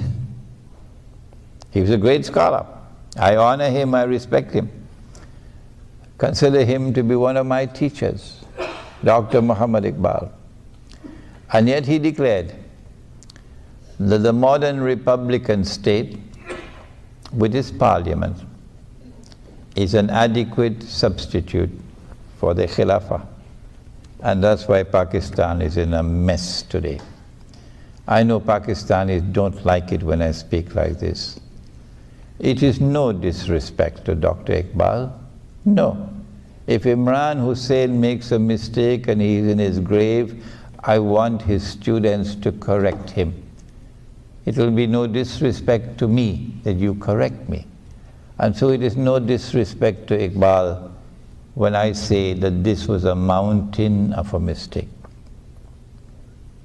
I've taken you on a tour of the modern secular state and the system of states, the United Nations and the Security Council, to show you where we're moving in the direction of world government, so that Dajjal can rule the world from Jerusalem. Then I took you to the economy and to the enslavement of all those who resist Dajjal, so that through the economy he can also establish his rule over mankind, and those who resist him will be powerless to do anything about it.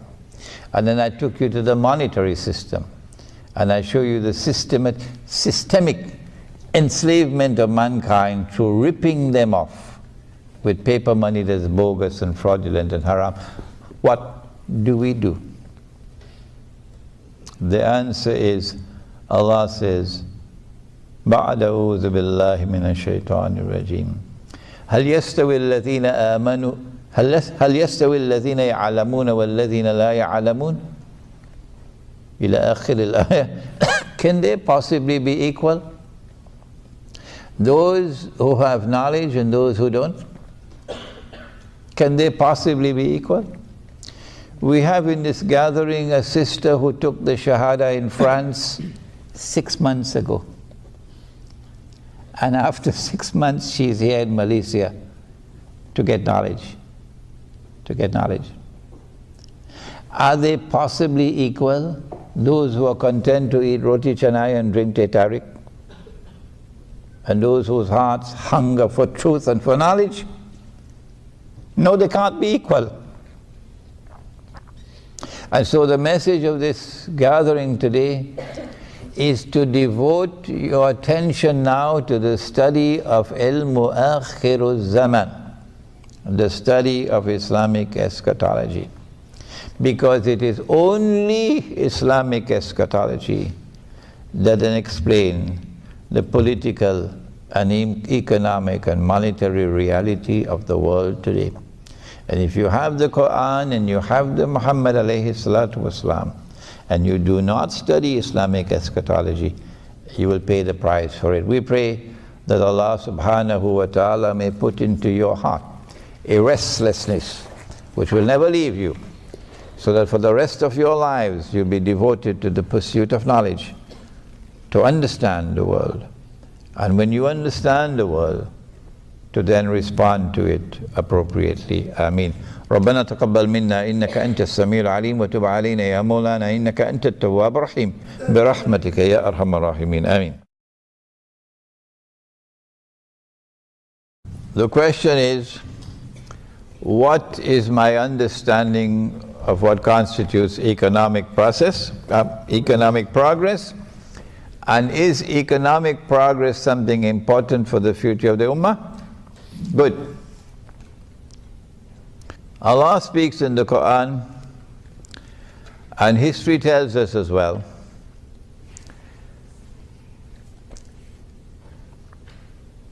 that an army constituted of refugees,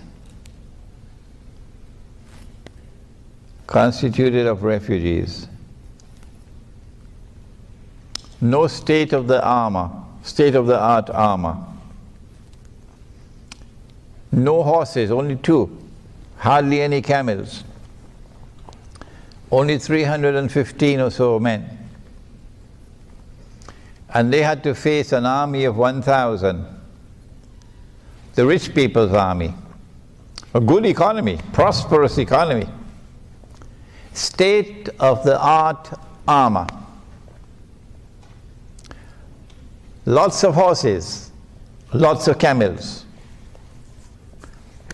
كم من فئة قليلة غلبت فئة كثيرة بإذن الله, says Allah in the Quran. How many times has it happened that a small force defeated a big force? Today we are poor. Our enemies are wealthy. Saudi Arabia is wealthy. Qatar is wealthy. But they have joined the side of the enemy. And those who are resisting are poor. But that is no reason for us to lose heart.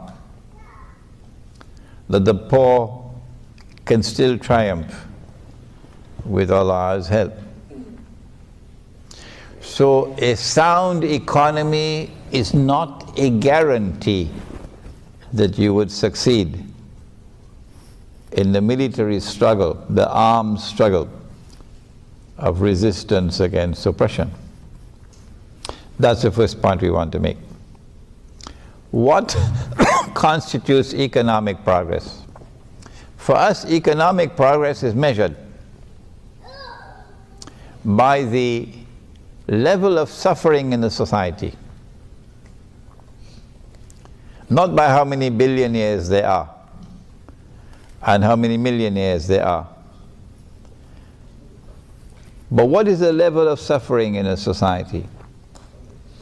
We want to see a distribution of wealth in a society that is fair and equitable, and that no one is without basic necessities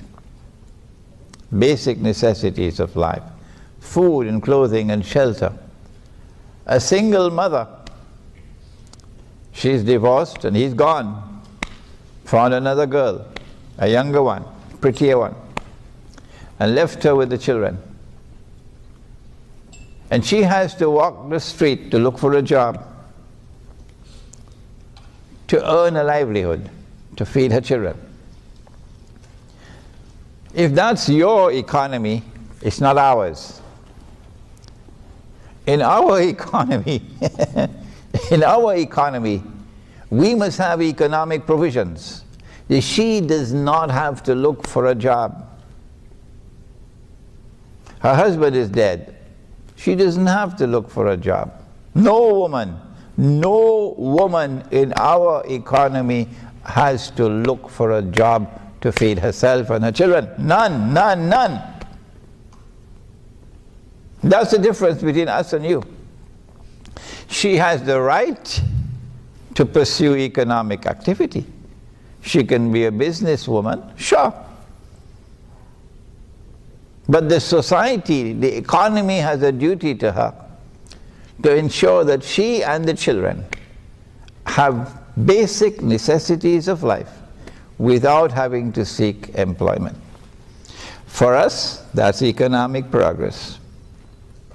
There are others in the society who are disabled, cannot work, who are ill, cannot work. We don't leave them on the streets and dismantle social security. We don't create insurance companies, so you have to buy an insurance policy. Our insurance policy is the Jama'ah. Every single member of the Jama'ah has a responsibility to those who are disabled, to those who are ill, to those who are in need. That's a healthy economy. Not an economy in which wealth constantly revolves only amongst the wealthy. And they grow richer and richer. And the rest of the economy is sinking into greater and greater poverty and destitution. That's not a healthy economy. All those who follow Dajjal today are doing that. They boast of a healthy economy. How much do you pay her? Why are you running away now? Come back, come in the hall. Don't run. How much are you paying her? The Indonesian maid. She's the first to wake up in the morning. She's the last to sleep at night. She has to leave her husband and her children in Indonesia and come here and pick up your garbage. She works all day like a donkey. And at the end of the day, she's paid the wage of a donkey. Is that a healthy economy? How much do you pay the Bangladeshi worker? How much do you pay the Indonesian worker? In a prosperous economy. I'm asking you, Singapore. I'm asking you because you are the model. Don't be annoyed when I call your name Singapore. I have the right to do that. Because you are presented to the world as a model economy. How many million Indonesian women have worked in Singapore as maids? So you can be prosperous. So your wife can go out for dinner every night in some fancy restaurant, while the maid is there to take care of the home and the children. And then at the end of the month, you pay her the wage of a slave. Shame on you, shame on you, shame. Is that economic progress? So this is a different way of looking at the subject than is taught at the Harvard School of Business.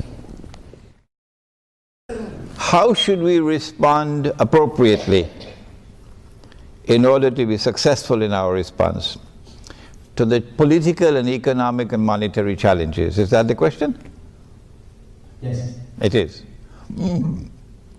When you've abandoned the Quran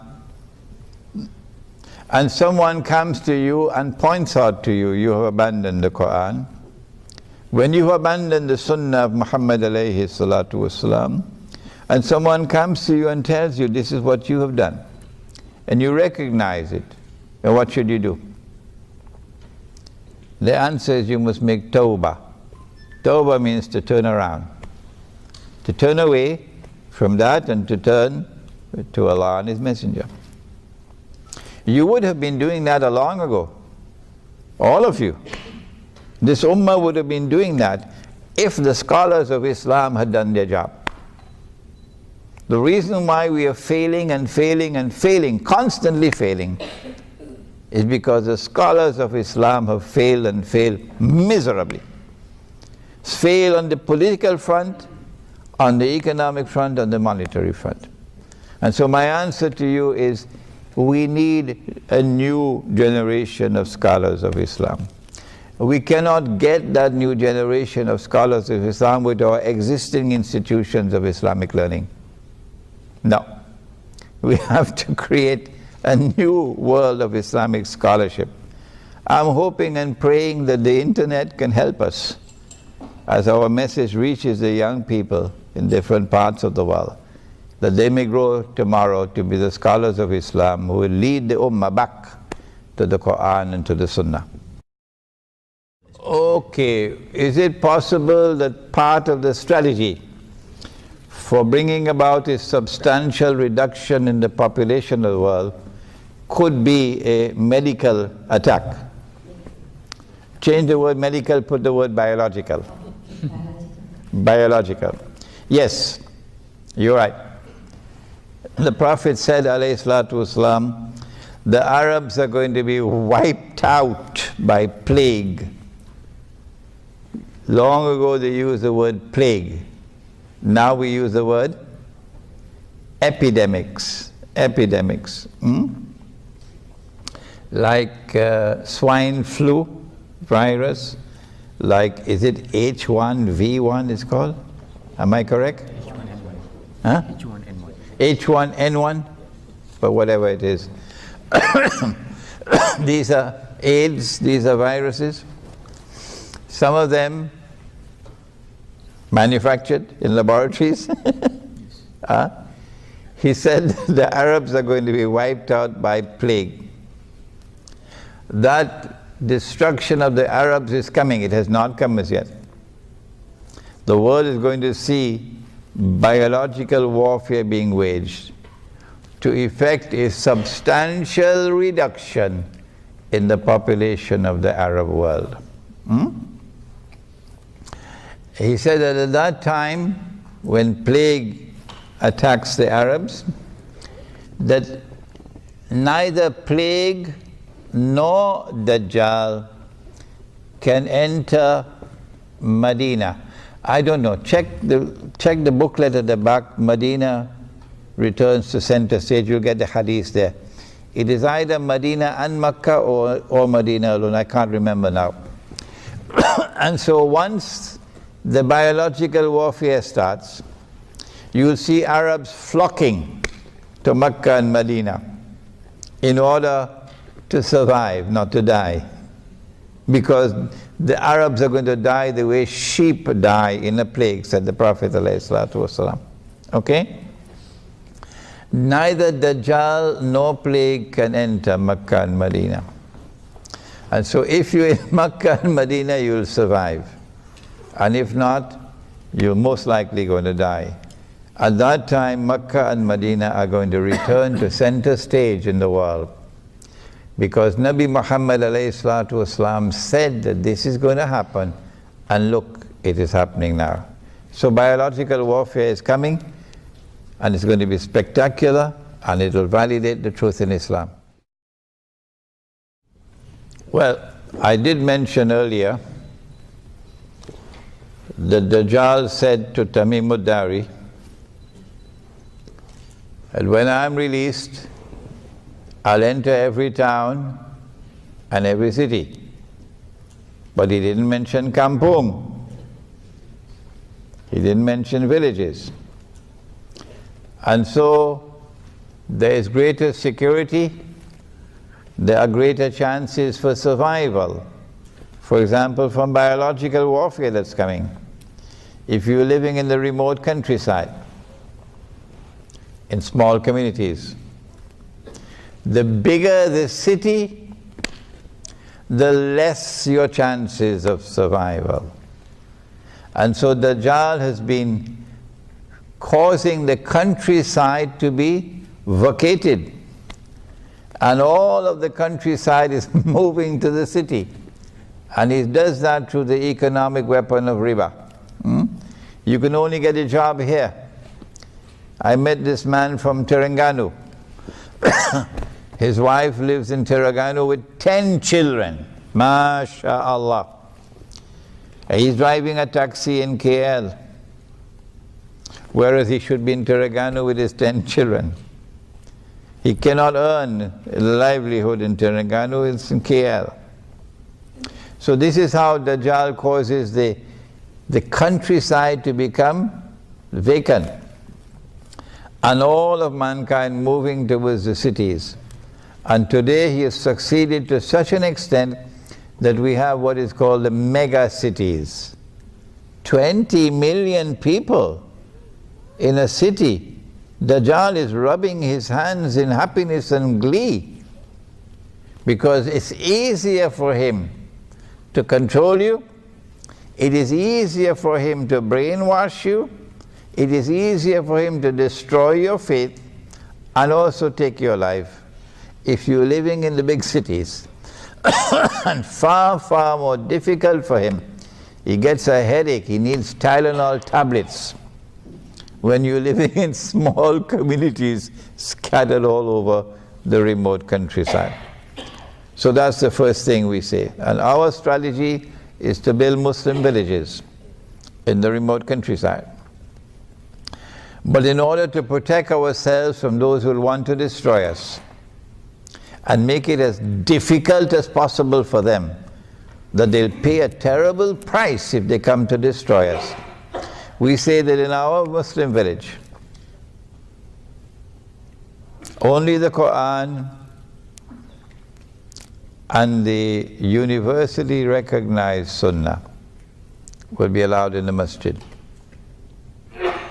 If you have a religious practice, no matter how long you've had it, no matter how beneficial it may be, but it is not based on the Quran and not based on the universally recognized Sunnah, we say don't bring it into the masjid. Don't bring it into the public life of the village.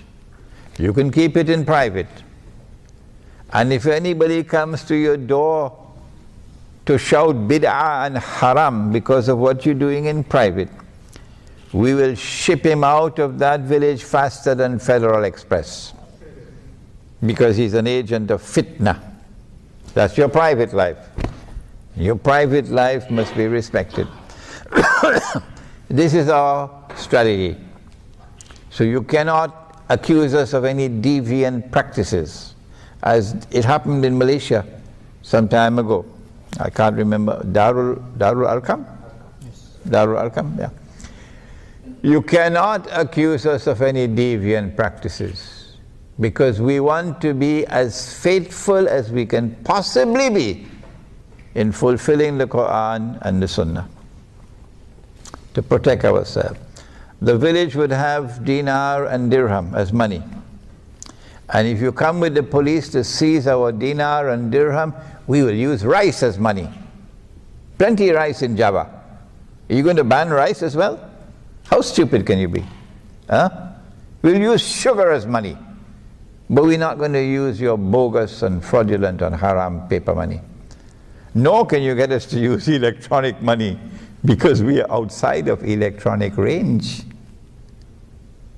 In the perfect Islamic village, you can't use a cell phone, because you want to be outside of your range, your cell phone range.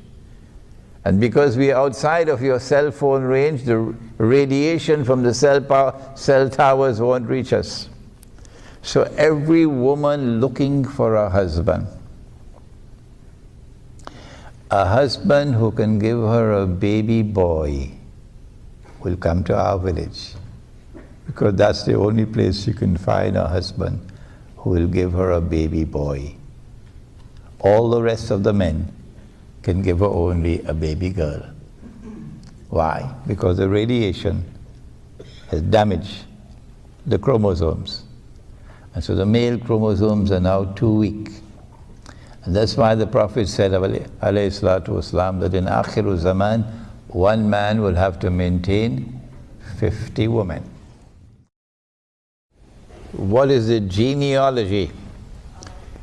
The Prophet said, alayhi salatu wasalam, that the Imam will come from the seed, and he pointed to Fatima, his daughter, radiallahu ta'ala anha, and his grandson, Imam Hassan and Imam Hosein.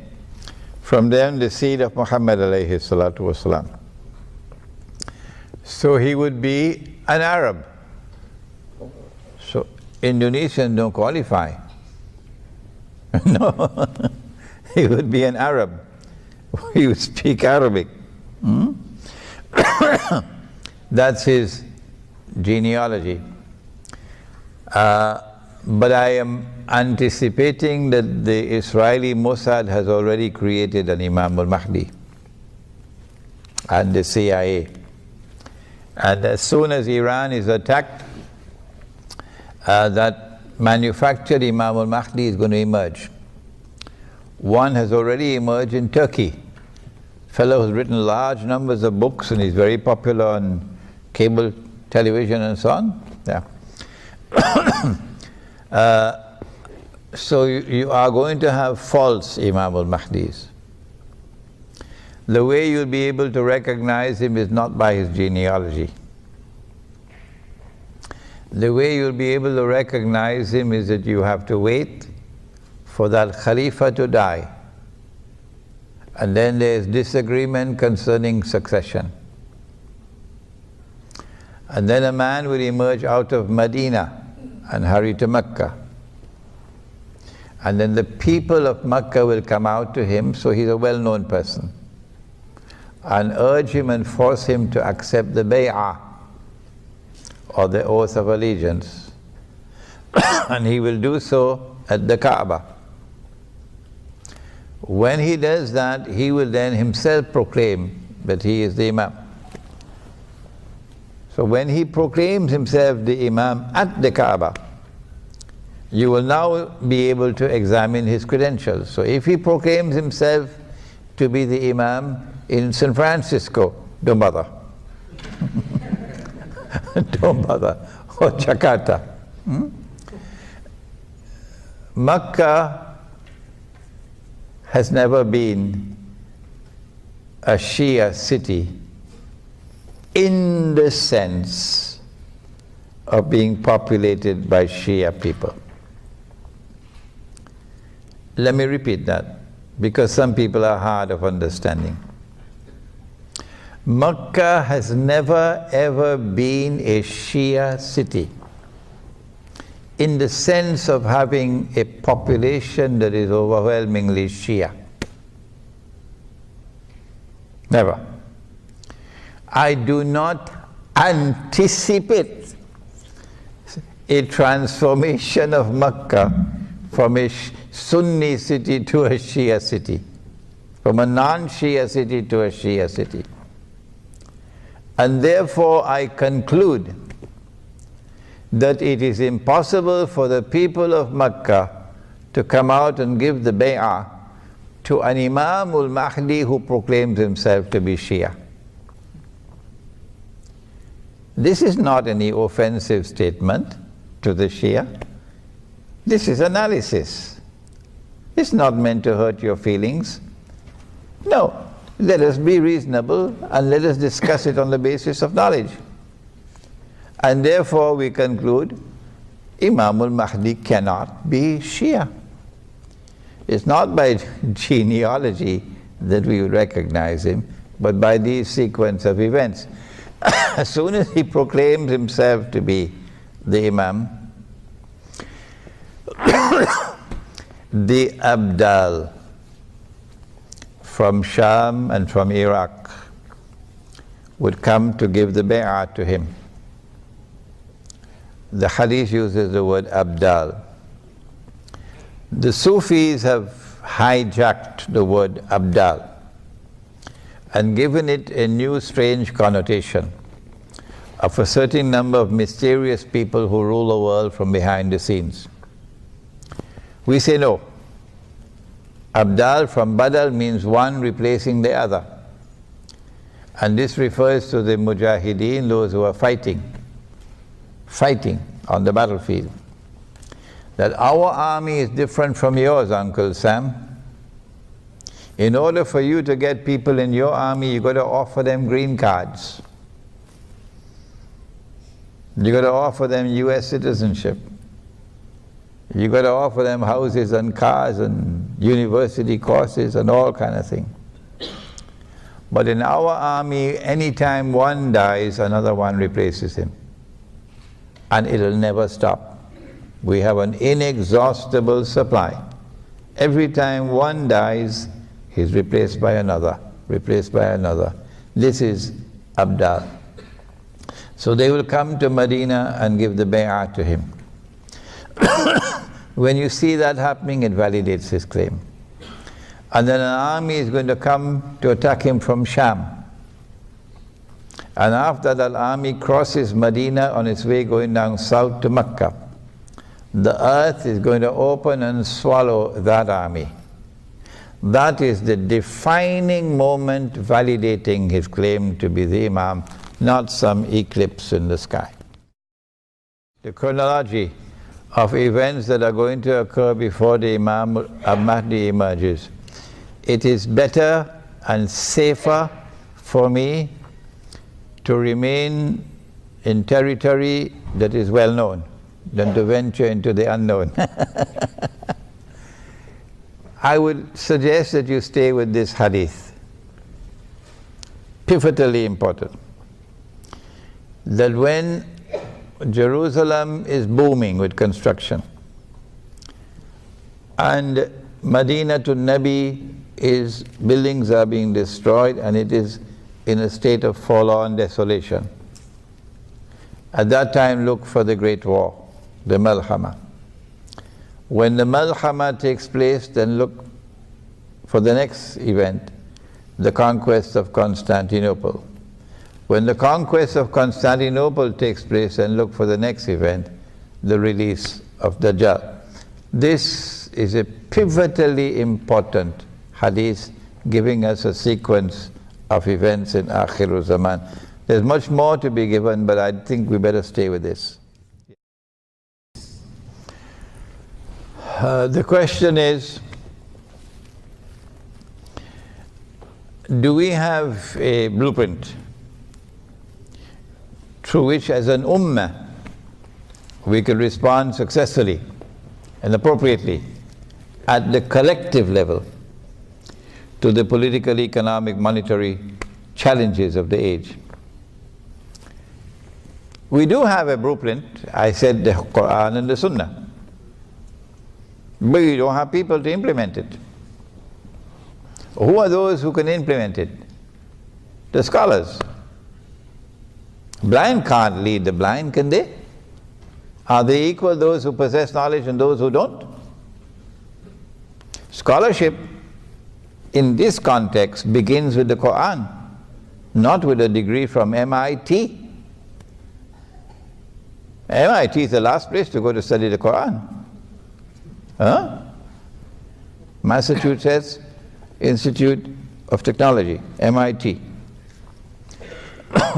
The institutions of Islamic learning which teach the Quran and teach the Ahadith do not do so in a manner which will allow the Quran and the Ahadith to explain the reality of the world today. No, they don't. So the people who are graduating out of these institutions, the Maulanas, the Muftis, the Sheikhs, the Shuyukh, are at sea in respect of Dajjal's modern age and are responding to it consistently, inappropriately. Look at Ikhwan al-Muslimun in Egypt.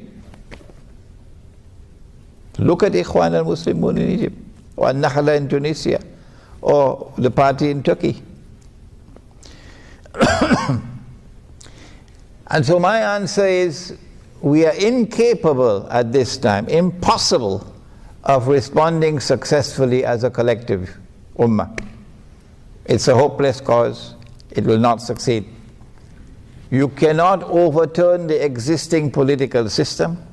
You cannot overturn the existing economy. You cannot overturn the existing monetary system. You cannot do it as an ummah, because the ulama have failed. If you think I'm wrong, go ahead and do it. Hizb ut-Tahrir, go ahead and do it. I'm not stopping you. Well then, if we cannot succeed with a macro response, what else is there left but a micro response? I've been saying this for 15 years now. What is a micro response?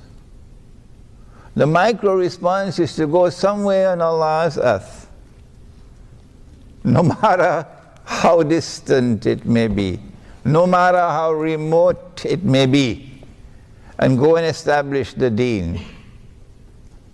Establish Islam, a small community in the remote countryside. And let people come and see this is Islam. The ruling party in Malaysia, the ruling party here, they can't do it. But you and I can do it. And guess what? Suratul Kahf of the Quran tells us, this is the surah of Ilmu Akhirulzaman, Suratul Kahf. I have the plan to write a quartet of books on Suratul Kahf. Quartet 4. Alhamdulillah, I've written 3 already. The first book is the tafsir, Suratul Kahf, the text, translation and commentary. We have it outside. The second book was the ta'wil, interpretation, Suratul Kahf and the modern age, and that book answers your question. That when the young men in that city were faced with the shirk and could not overturn it, instead of compromising, they decided to withdraw. And when they withdrew from the city, they fled to a cave. And Allah subhanahu wa ta'ala then preserved them for 300 years to send a message to us in Akhirulzaman that if you also withdraw from a society which is sunk in shirk and in oppression, remember what they're paying her. They're paying her the wage of a slave, the Indonesian maid. When you withdraw from that society and you withdraw to the remote countryside to build an authentic expression of the truth which has come from Islam. وَإِذِ اعْتَزَلْتُمُوهُمْ وَمَا يَعْبُدُونَ إِلَّا اللَّهَ فَأْوُوا إِلَى الْكَهْفِ. Allah says, يَنْشُرْ لَكُمْ رَبُّكُمْ excuse me, يَنْشُرْ لَكُمْ رَبُّكُمْ مِنْ رَحْمَتِ. Allah will shower you with His mercy. That's your guarantee. An authentic expression of Islam at the micro level. And Allah will protect you. Allah will protect you. That Muslim village has to bring back authentic Islam.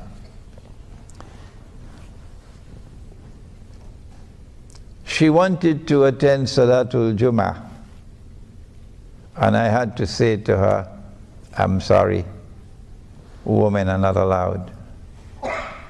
They have enough money to build the Twin Towers, but they can't build a masjid with enough space for women. So women are not allowed in the masjid. She said, that's dangerous. You're going to pay a price for that tomorrow, when you deny women the right to come to the masjid for prayer, because Allah's messenger gave him that right. So in our village we have a masjid where women can come to the masjid for Salatul Jummah as well. And when she comes into the masjid, Allah's messenger has said to her, when you go down in sajda, you must remain in sajda longer than the men. Did you know that? When last did any alim tell you that? Why should you remain longer than the men? Because some of the men may not have enough cloth to cover themselves properly. And if you raise your head too soon, it might be an unwelcome sight. So there was no barrier. Women were at the back, men at the front. If you want to put the woman at the front and the men at the back, you know what's going to happen. None of the men will pray. So women at the back and men at the front, so the men could pray. And there's no barrier in between, no partition in between, no curtain in between, none. So men and women prayed in the same space, not in two separate spaces. So when the Imam is on the mimbar, the woman can see her, the woman can see him. This is authentic Islam. And when the salat is over, the men keep sitting so that the woman can leave. You don't leave at the same time. This is Islam. And this is what we'll recover in a Muslim village. And if any woman comes to the village, not all women are beautiful, are they? Not all women are young, are they? Any woman comes to the village and she says, I want a husband. Somebody will have to marry her. Rather, somebody will have to offer to marry her. She has the right to accept or not to accept. But somebody has to offer to marry her. So if you say, well, I don't want my husband to take another wife, because your head has not as yet been able to bow down before Allah and His Messenger. No, that arrogant, stubborn, obstinate head of yours refuses to bow to the Quran. Then we say, stay where you are, don't come to the village, because you'll only corrupt our village. So nearly all the men in this village are going to have more than one wives. So if you are comfortable and happy with a single wife now, it's more convenient to have one wife, less expensive as well. That's going to go when you come to the village. Because we are going now into a world in which women are going to outnumber men. And a woman has the right, among the different rights that Allah has given to her, one of the rights that she has is a right to a husband. To maintain her, to guard and protect her. So we will try to restore the deen as it has come from Allah and His Messenger. And to the extent that we are sincere and courageous in doing that, defying the godless world out there, then Allah's protection will be with us. So we do have a blueprint, but we don't have the people to implement it at the macro level. My opinion. And if a macro response is not possible, then my answer is micro response. Thank you. What comment do I have to make on events taking place in Sudan at this present time? The target is Egypt. The target is Egypt. Why is Egypt the target? Because someone changed the Torah and wrote into the Torah that the Holy Land extends from the river of Egypt to the river Euphrates. So that entire part of Egypt from the river Nile to the Red Sea is called the Eastern Delta, belongs to Israel. The reason why they put this as part of the Holy Land is because the Jews lived in the Eastern Delta for a few hundred years when Joseph, Nabi Yusuf alayhi salam, was in Egypt. In order for Israel to take the Eastern Delta, you'll need more than simply an aerial attack and bombardment. You need a ground invasion. You need a ground invasion. But Egypt is a big country. And Egypt will respond ferociously. So you need a multi-pronged attack on Egypt. And that's why they got this bogus Zionist jihad. This bogus Zionist jihad to infiltrate into Libya to overthrow the Libyan government. And don't come to me with this rubbish that I am a supporter of Gaddafi. Take that rubbish and throw it into a garbage bin. I've never been a supporter of Gaddafi, and I'm not a supporter of him now, so take that rubbish and throw it into a garbage bin. Zionist jihad from Saudi Arabia, that version of Islam, entered into Libya, supported and armed by Turkey, supported and armed by Saudi Arabia and Qatar and by the Zionists and by NATO, to overthrow the regime in Libya. And when they succeeded, Libya became a NATO state. You can't get NATO out of Libya for the next 25 years. So when the attack is launched on Egypt, there'll be a ground invasion from the east, Israel. There'll be a ground invasion from the west, Libya. NATO will attack from the west. What about the south? What about the south? Now you can understand why they went fishing in the south, fanning the flames of sectarian warfare in Sudan, actively intervening, the Anglo-American alliance and the Zionists, actively intervening in southern Sudan to fan the flames of sectarian warfare, and then finally forcing upon the government in Sudan to do what it just did. So southern Sudan is now an independent state. So when the attack is launched, you have to destabilize northern Sudan or Sudan. And so the attack is going to come from all three sides, ground invasion, from the south, from the east, and from the west.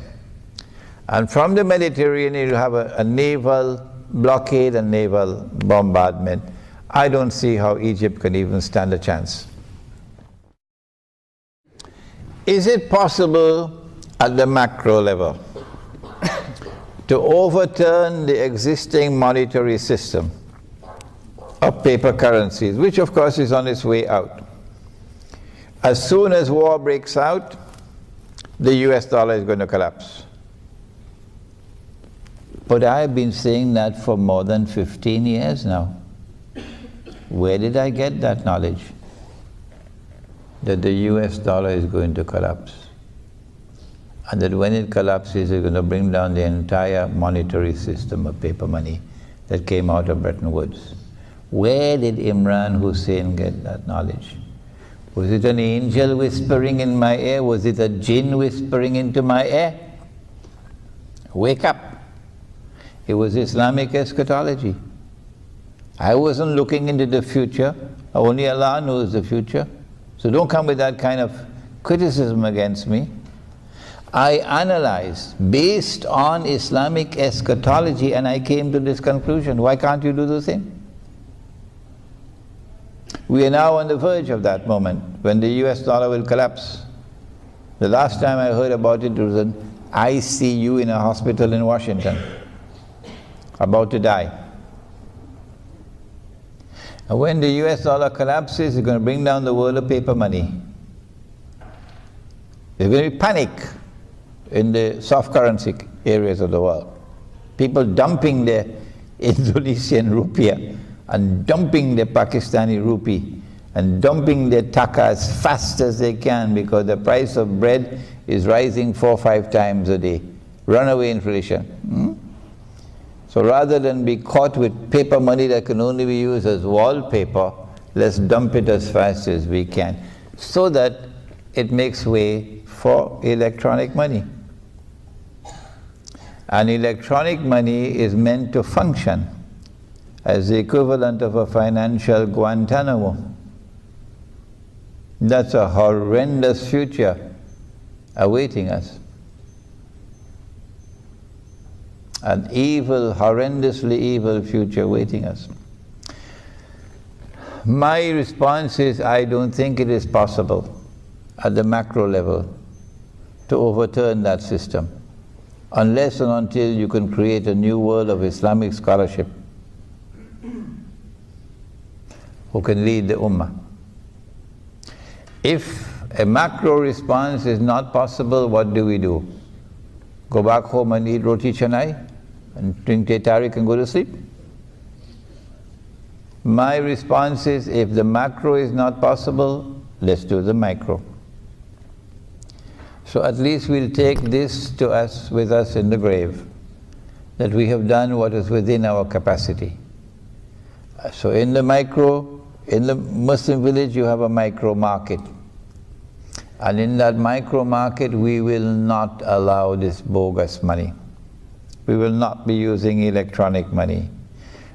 When we trade with the outside world, we cannot avoid it. But within the Muslim village itself, we try as much as we can to be faithful to Allah and His Messenger. That's the only response I have. But in Surah At-Taghabun, Allah says, Ittaqullaha mastata'atum. Fear Allah to the extent that you have capacity to do so. So Allah does not call upon us to do that which lies beyond our capacity. So within this context in which the world of Islamic scholarship has failed and failed miserably and embarrassingly, this is the only alternative that we have.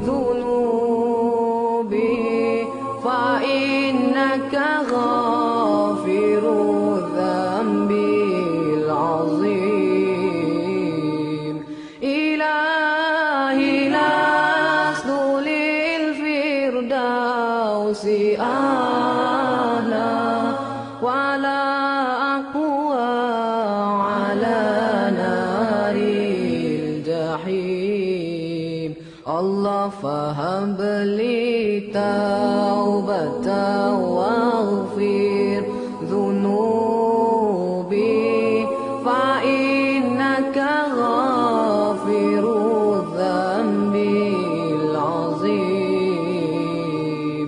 Tuhanku, aku tidak layak untuk syurgamu, tetapi aku tidak pula sanggup menanggung siksa nerakamu. Dari itu kurniakanlah ampunan kepadaku, ampunkanlah dosaku. Sesungguhnya Engkaulah pengampun dosa-dosa besar.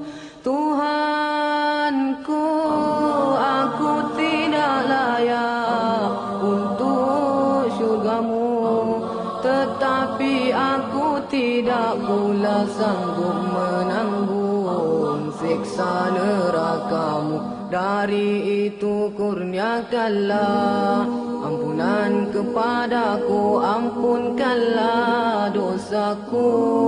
Sesungguhnya Engkaulah pengampun dosa-dosa besar.